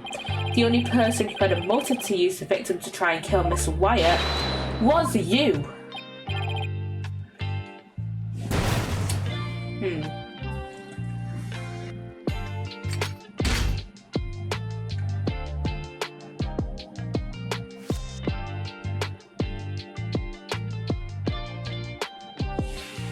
Mad scientist? Much? Malignant tumors. There are malignant tumors in this courtroom. Lesions oozing with false charges. The tumors are one idiotic lawyer and one useless prosecutor. After the truth is revealed, I'll have both of you inside from the legal world. I'd love to see you try. With the power of this rocket family, it'd be a cinch. Yeah, against the chief prosecutor and the guy that will find you guilty. I will now begin the operation. What in the world happened to Mr. Nickety? Looks like he's finally showing his true colours. Nick, look what he did to that shoulder map. Quit your yapping before I suture your chatty lips shut. It's like he's a completely different person. Sure looks like it. We can't let our guards down now. Mr. Nickety, it's finally time for you to testify to the truth. It seems we're entering the final act at last. Witness, your testimony, please.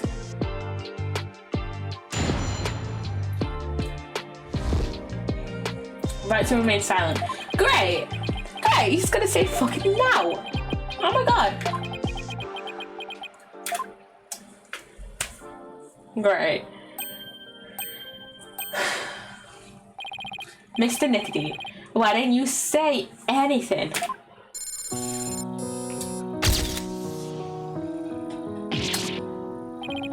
You just took a picture of me. Oh, something.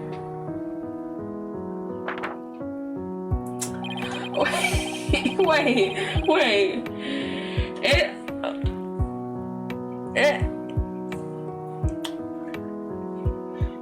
Are Phoenix's spikes actually part of his head? And not just part of his hair? Are the spikes in his hair just actually hair that's grown on parts of his, like spiky parts of his head?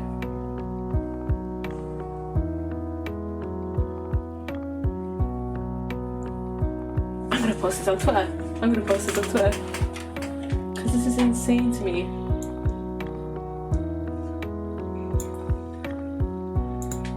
I'm posting this on Twitter because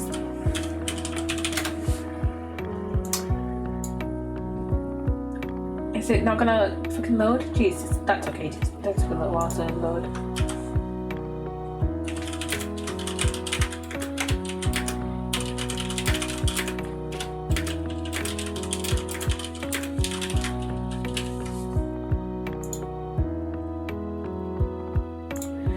You want me to voluntarily testify, hoping I will make a slip of the tongue. Not a very impressive plan or brain, I might add. Ow, that was uncalled for. If you want to know something, you ask the question. I will answer, but I have no intention of making any voluntary statement of my own. What's he trying to do, Nick? He's using the silent treatment as a strategy to avoid getting tripped up. Clever guy. No more lies, Mr. Nickety. You'll tell us nothing more but the truth from now on.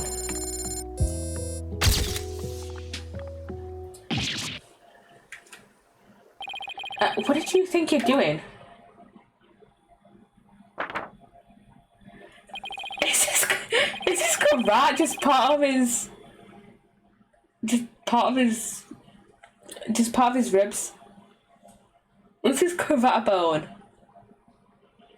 I'm also posting this to Twitter because I have so many questions. I mean, these may be dumb questions, but I have seen practically no one talk about this case. So, yeah.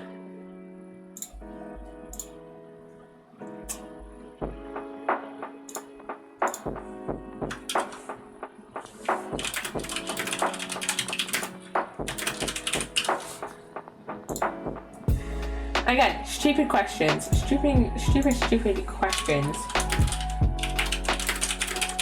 I'm just replying to someone really quickly, then we'll get back into the case.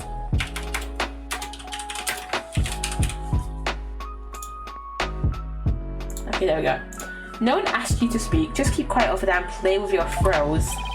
How dare you? Well, this is a rather unconventional situation, but please proceed, Mr. Wright. Yeah, Your Honor. Okay, we have a cross-examination time. Okay, let's save. Here.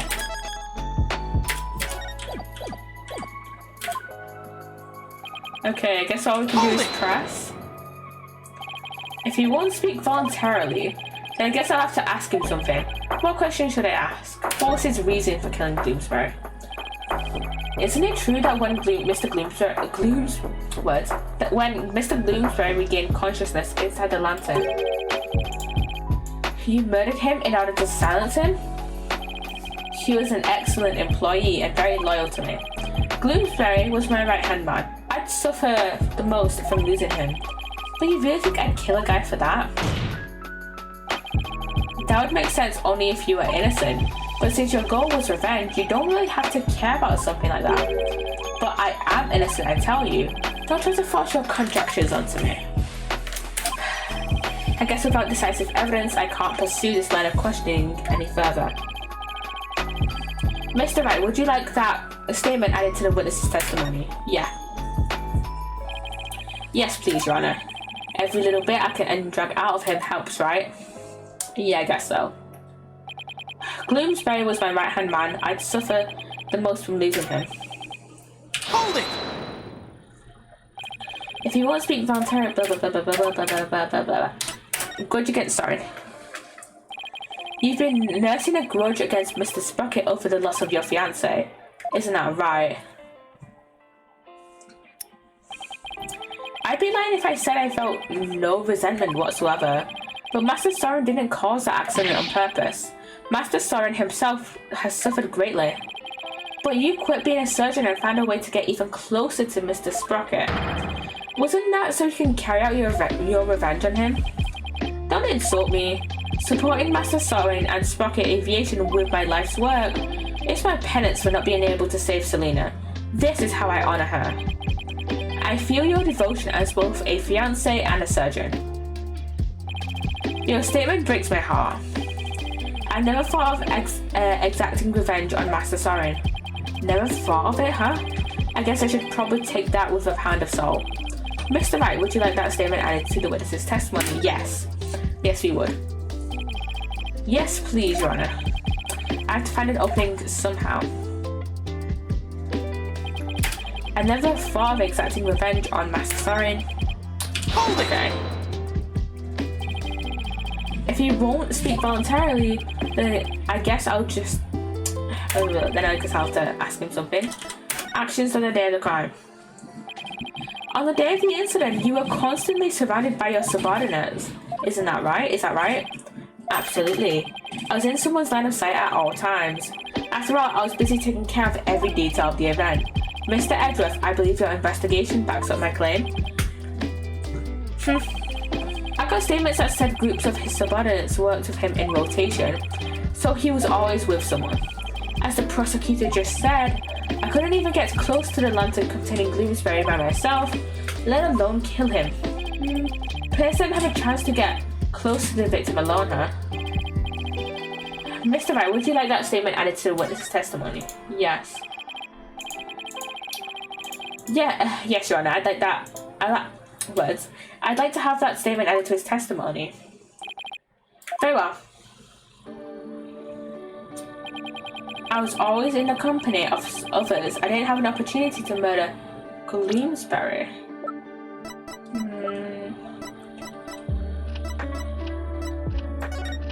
But you were in the back here. No one. Objection! Mr. Nickety testifies that he was always with someone at the time of the incident and never had a moment alone to commit the crime. Yeah, and the police investigation backs that statement up, doesn't it? But there was an opportunity, in fact. One and only one. A moment when Mr. Nickety could have killed Mr. Bloomsbury without anyone noticing. What? And the one thing that made that moment possible is shown here in the photograph. For all those people watching that couldn't have possibly committed murder, do not believe him, Your Honor. This lawyer is a malignant consumer. He wants to affect this judicial body with what? Mr. Nickety, I would ask that you keep quiet this time. We need to evaluate the defense's claims. And your yammering only serves to throw further suspicion your way. Mr. Wright, let's see this one thing you mentioned. Bobby won. This had better not be one of your offhand claims. Who do you think you're talking to, Mr. Edgeworth? Very well, Mr. Wright. Please point out for us the one thing that made the moment of the murder possible. That one moment when it was possible for Mr. Nickety to kill Mr. Bloomsbury. The one thing that made that single moment possible is this. I'm guessing the fog machine, because it would have been... Because if he went... I assume this is the broken one. If he went into quickly escaped into there, not a lot of people would have been able to see because it may have been too foggy. Take that! The one thing that made the moment of the murder possible is the thick mood fog that engulfed the entire reception hall. It is under the cover of this fog that Mr. Nickety murdered the victim. What? Mr. Nickety was standing right next to the lantern that Mr. Bloomsbury was in. This was the only moment that the murder could have been committed while being seen. I can accept that there was a moment when the witness was obscured from others by fog, but that doesn't prove Mr. Nickety killed the victim at that very moment. If you can't prove the crime was committed during the reception, the trial ends here. I was so caught up in finding a foothold that I forgot to think that far ahead. Well done, Mr. Edgeworth. It's time to call this trial's tower death. Well, Mr. Wright, can you prove the murder happened during the reception? Don't even bother, his claim is dead on arrival. Victory is within your grasp, prosecutor. Quiet, witness. I have no interest in victory. All I care about is the truth. Yeah. OG Edgeworth from the first Phoenix Wright Ace Attorney would care about victory, kind of. One that we can only arrive at through further deliberation. Edgeworth. Enough of this. Your Honor, this trial is over. No, Mr. Nickety. That is for me to decide. Mr. Wright, can you prove it? Can you prove that the murder was committed during the wedding reception? Why is there no verdict yet? The lawyer's obviously out of answers. The prosecutor, the judge, they're all infected. Their malignant stupidity is so advanced, not even the best surgeons can save them. In fact, not even a brain transplant could cure them. This court is infected with idiocy. It's a pandemic. Mr. Nickety, that's enough already. Finally ready to give up, are you? Nah, no, just the opposite actually. I'll prove the murder was committed during the reception by you. You'll prove it? Can you really, Mr. Wright? Yeah, I can, Your Honor. To be honest, I don't know exactly how I'll do it just yet. But if I want to get to the truth Edgeworth was talking about, I'll just have to find that way. Very well, Mr. Wright. Let's have your proof. Enough with his foolishness. He's just bluffing. Stop him from speaking, Your Honor.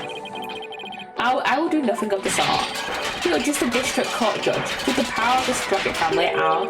Enough of your foolishness, Mr. Nickety.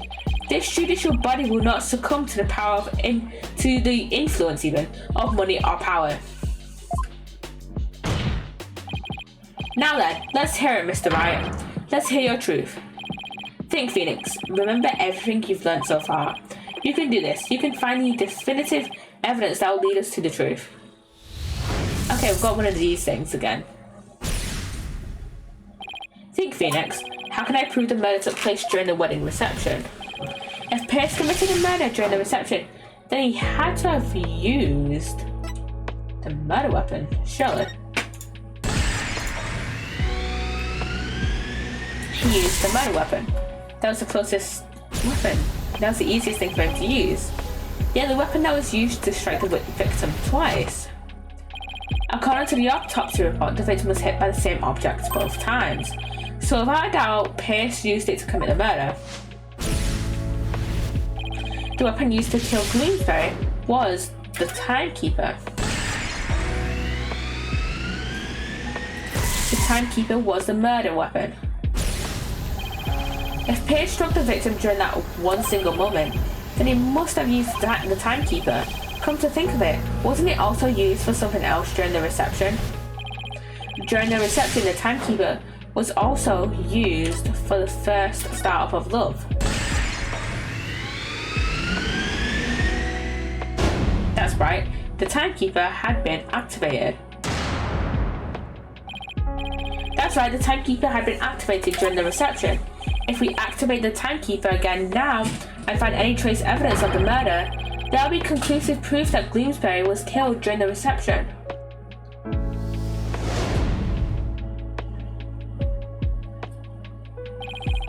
A special ceremony took place during the reception in question.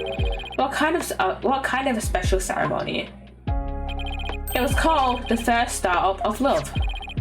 Apparently the couple activated the timekeeper for the first time during it.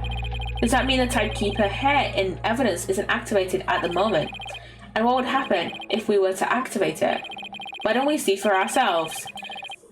It would give us a chance to examine it. And while we're at it, we just might find some conclusive evidence. What? No, you can't activate it.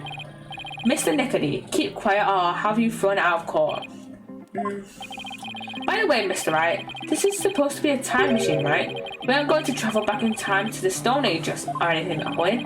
I don't think we have to worry too much about that, Your Honor. I'm still a little nervous, nonetheless, but the truth must be known. Very well, go ahead and start the timekeeper. Do you know how, Nick? I think so.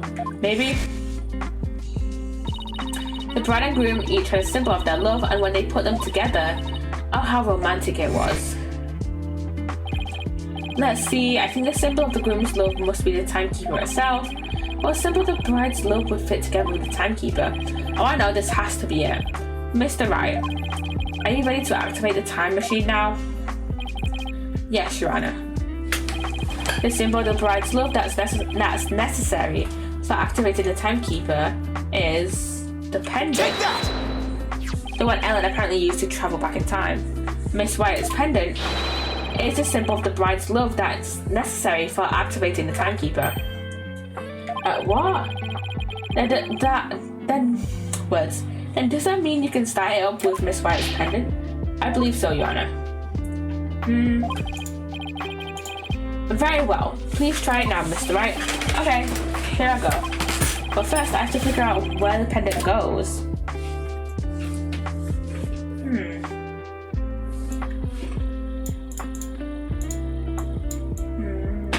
Wait, what the fuck is that?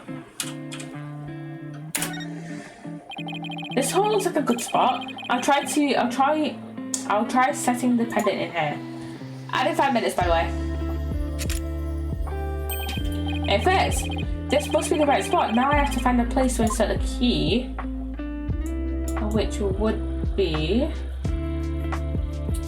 here, actually. This hole in the middle of the pendant. Could this be it?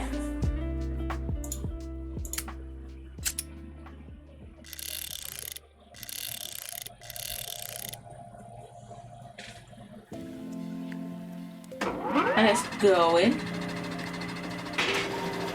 And it's opening up. And look, it's cracked with blood on it. It works. The timekeeper's been activated. Now all I have to do is find proof that the crime was committed during the reception. I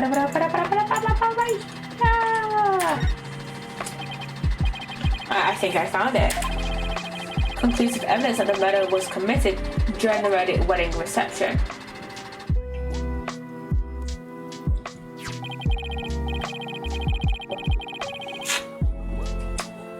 Just as I suspected, there's evidence of the murder inside the timekeeper, Mr. Nickety. The timekeeper was only activated and opened during the wedding reception, right? No, stop!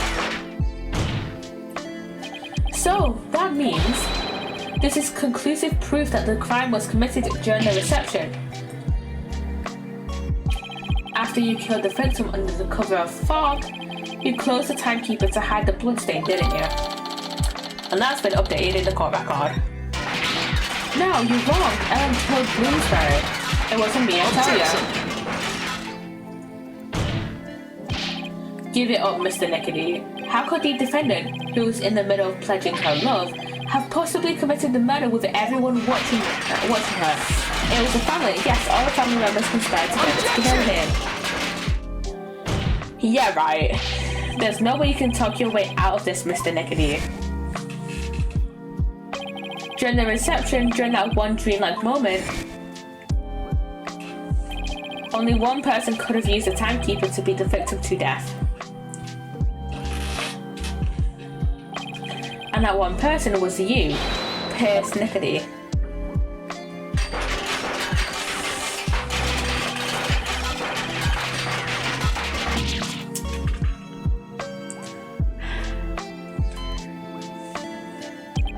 No, this isn't over yet. I won't give up. Oh no, I cut the artery. This stupid thing. We must stop the bleeding now. Give me forceps, I said. Hey, where is everyone? Fine, I'll manage this alone. I'll do it all by myself. I can fix anything, repair anything. So you have to get better, you have to live, you must. I would have been able to save her if only I hadn't listened to her. If only I had treated her first. If only that Soren hadn't been there. Selena. No.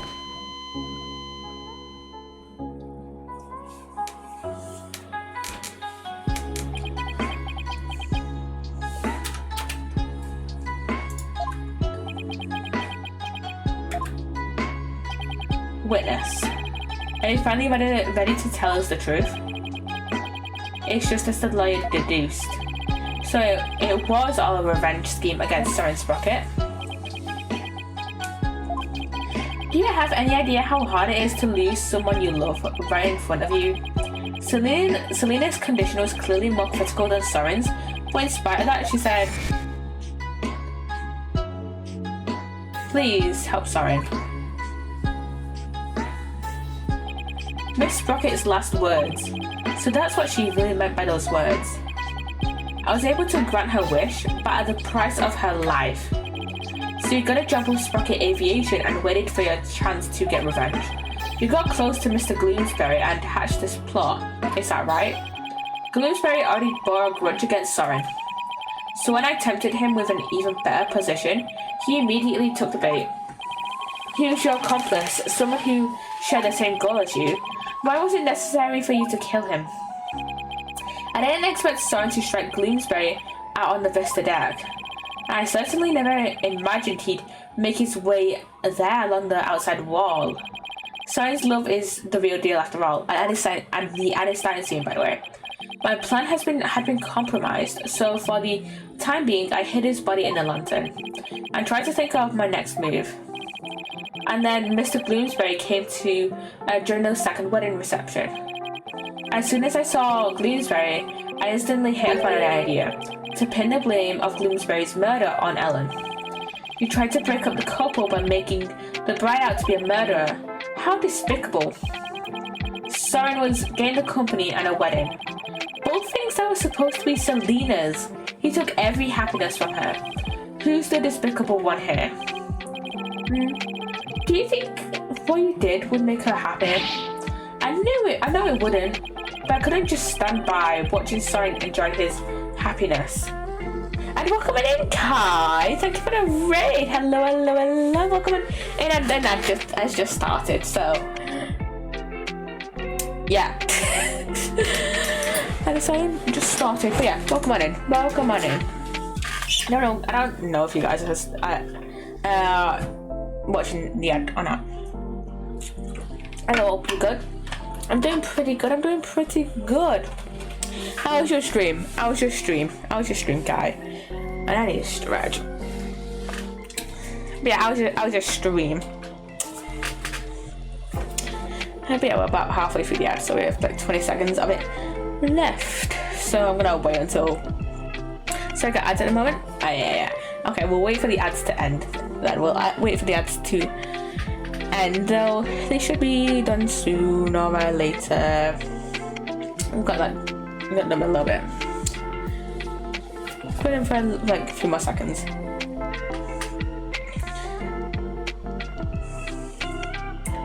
Okay, welcome back from the ads. That was slightly bad timing, but whatever. Yeah, I'm doing pretty good. I hope your stream went well. I hope you did it good. And I'm back. Yeah, how was your stream? Kai? Welcome on in. But yeah, if you guys came from Kai's stream and you guys don't know me, I'm Poppy. I am a variety streamer. I mostly stream Psssttt at the moment. That's what I've been streaming a lot of in like the past year. But I also stream a few other things. I'm also on a Minecraft SMP called Oswick, and I also play a bit of Sims 4 and some Sticky Business. Nice. It went all good. Play some Gears of War. Oh, that sounds fun. I'm glad you enjoyed your stream. Glad you enjoyed it, yeah. And thanks again for the raid. We're gonna get back to Psssttt because we are almost finished with this trial. I'm almost finished with the Apollo Justice Trilogy, actually. This is the last case in this entire trilogy, which is insane. But I couldn't just stand by watching Soren enjoy his happiness. I'm going to have Soren taste the same pain I had and then take over Sprocket Aviation. I'll take back from him all the happiness that was rightfully Selena's.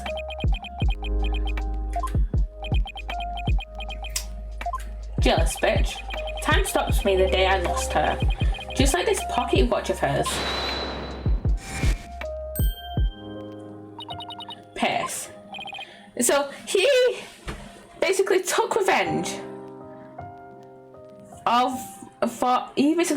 for his fiance's death on Ellen by pinning it on her, because this is what it was.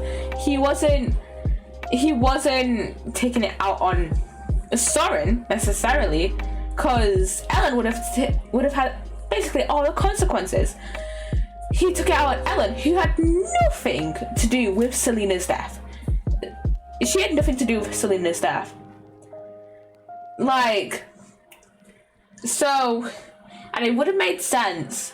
It would have, like, I don't know why.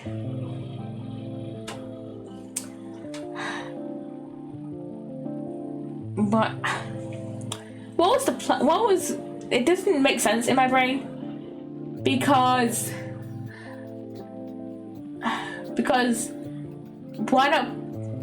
why not kill her in a very less public place? Because you tried to kill her at her own wedding.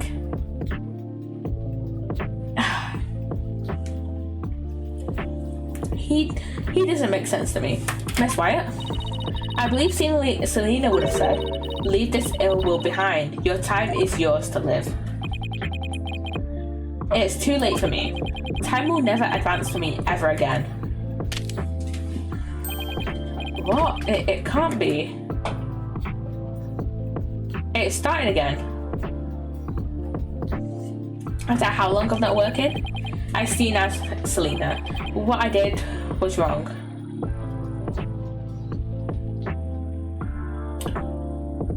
You already committed murder. You can't go back on it now. I see no further need to continue this trial. Bailiff, please take Mr. Nickety away. Pierce Nickety, another inconsolable time traveler who lived in time that stood still.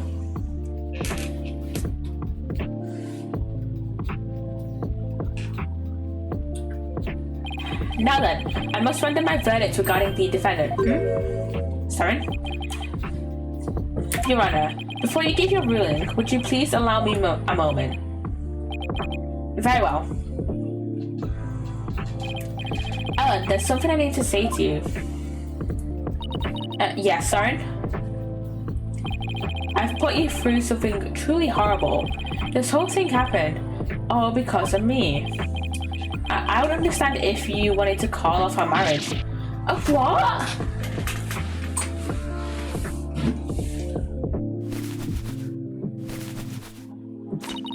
Of course not. I've never once thought that. If you stay with me, you'll only face even more trying times in the future. What do you mean? The truth of this incident and the car accident before it, I'm going to tell the public everything.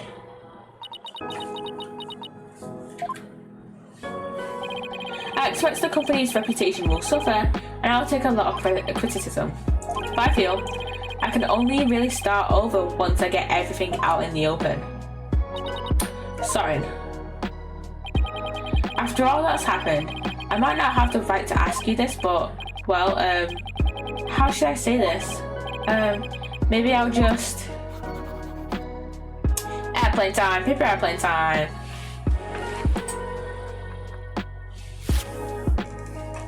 Oh? A life with me probably won't be very easy, but...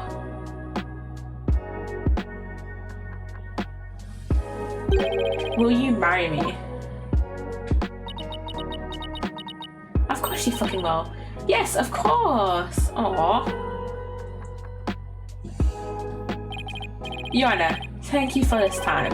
Please continue with your ruling. Very well, but first I have one question. Do the two of you pledge your eternal love for each other to the goddess of justice, Themis? I do, Your Honor. I do. Does the prosecution or the defense have any objections? Hold on, Your Honor. No objections here. The defense has no objections either, Your Honor. For once, anyways. This court finds the defendant, Ellen Wyatt. Oh, that's not right. This court finds the defendant, Ellen Sprocket, not guilty.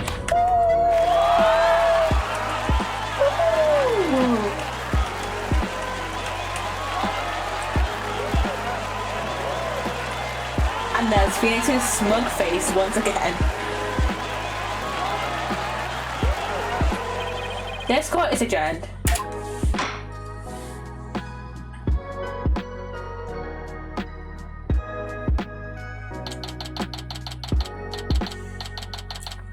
And we're back in the defendant lobby.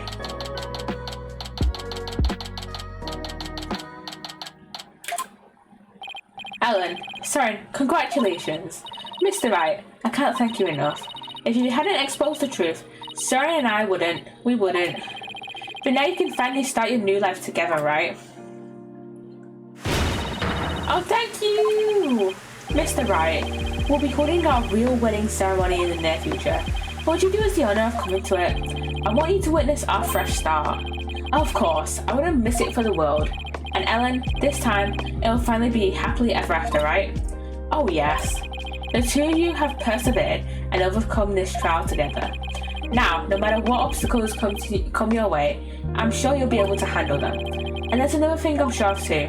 This person will always be watching over you. And that would be... Selena. Take that! Selena. Yeah, I think you're right. And we promise to live life to the fullest. For Selena's sake too. Right, Soren? That's right. Well, we better be on our way. Yeah, my love. No. Wow, the old fresh old carrier. Way to show off. We'll be seeing you. Goodbye for now. I'll be looking forward to that wedding. Hold on tight, Ellen. You better believe I will. I'm there, and I'm never letting you go. No. There they go. You're not thinking of going to that wedding by yourself, are you, boss? Oh, Athena and Maya. You're taking us too, right? Oh boy, I bet there's gonna be all kinds of fancy food there. Athena, when did you get here? Just now. I would have been here to cheer you guys on earlier, but Trucy never gave me a chance to slip away. You're going to be in even bigger trouble with her later. Speaking of the wedding, maybe I should ask them to invite Edgeworth. Mr. Edgeworth? Really? But he thought Ellen was guilty all the way to the end. That may be true, but...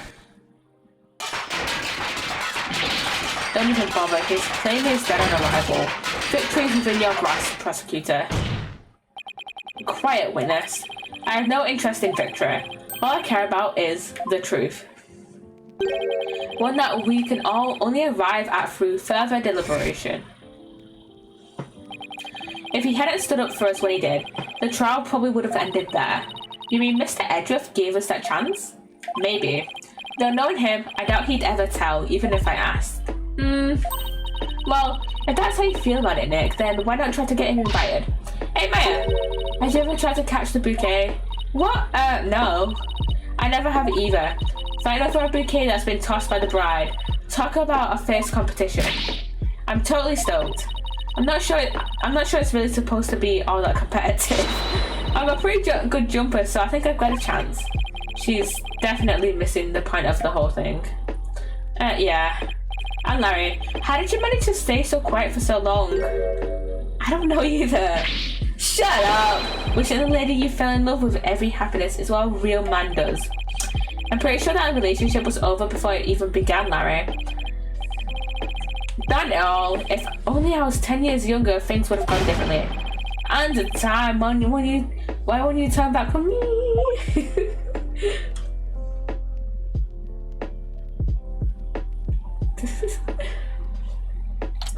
Okay, we're back at the mooring dock.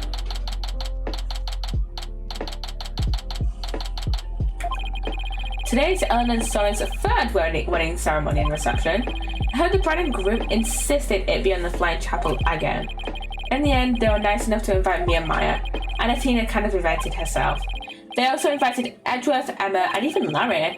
They say third time's the charm, right? I really don't hope it's happily ever after for them this time around. Still, I get the feeling it's going to be one rowdy party.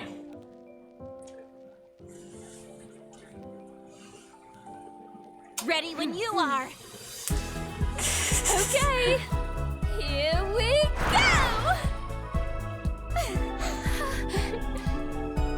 Huh? Oh, hey! Look who's next! Oh, Larry. Huh? No. Just like, no.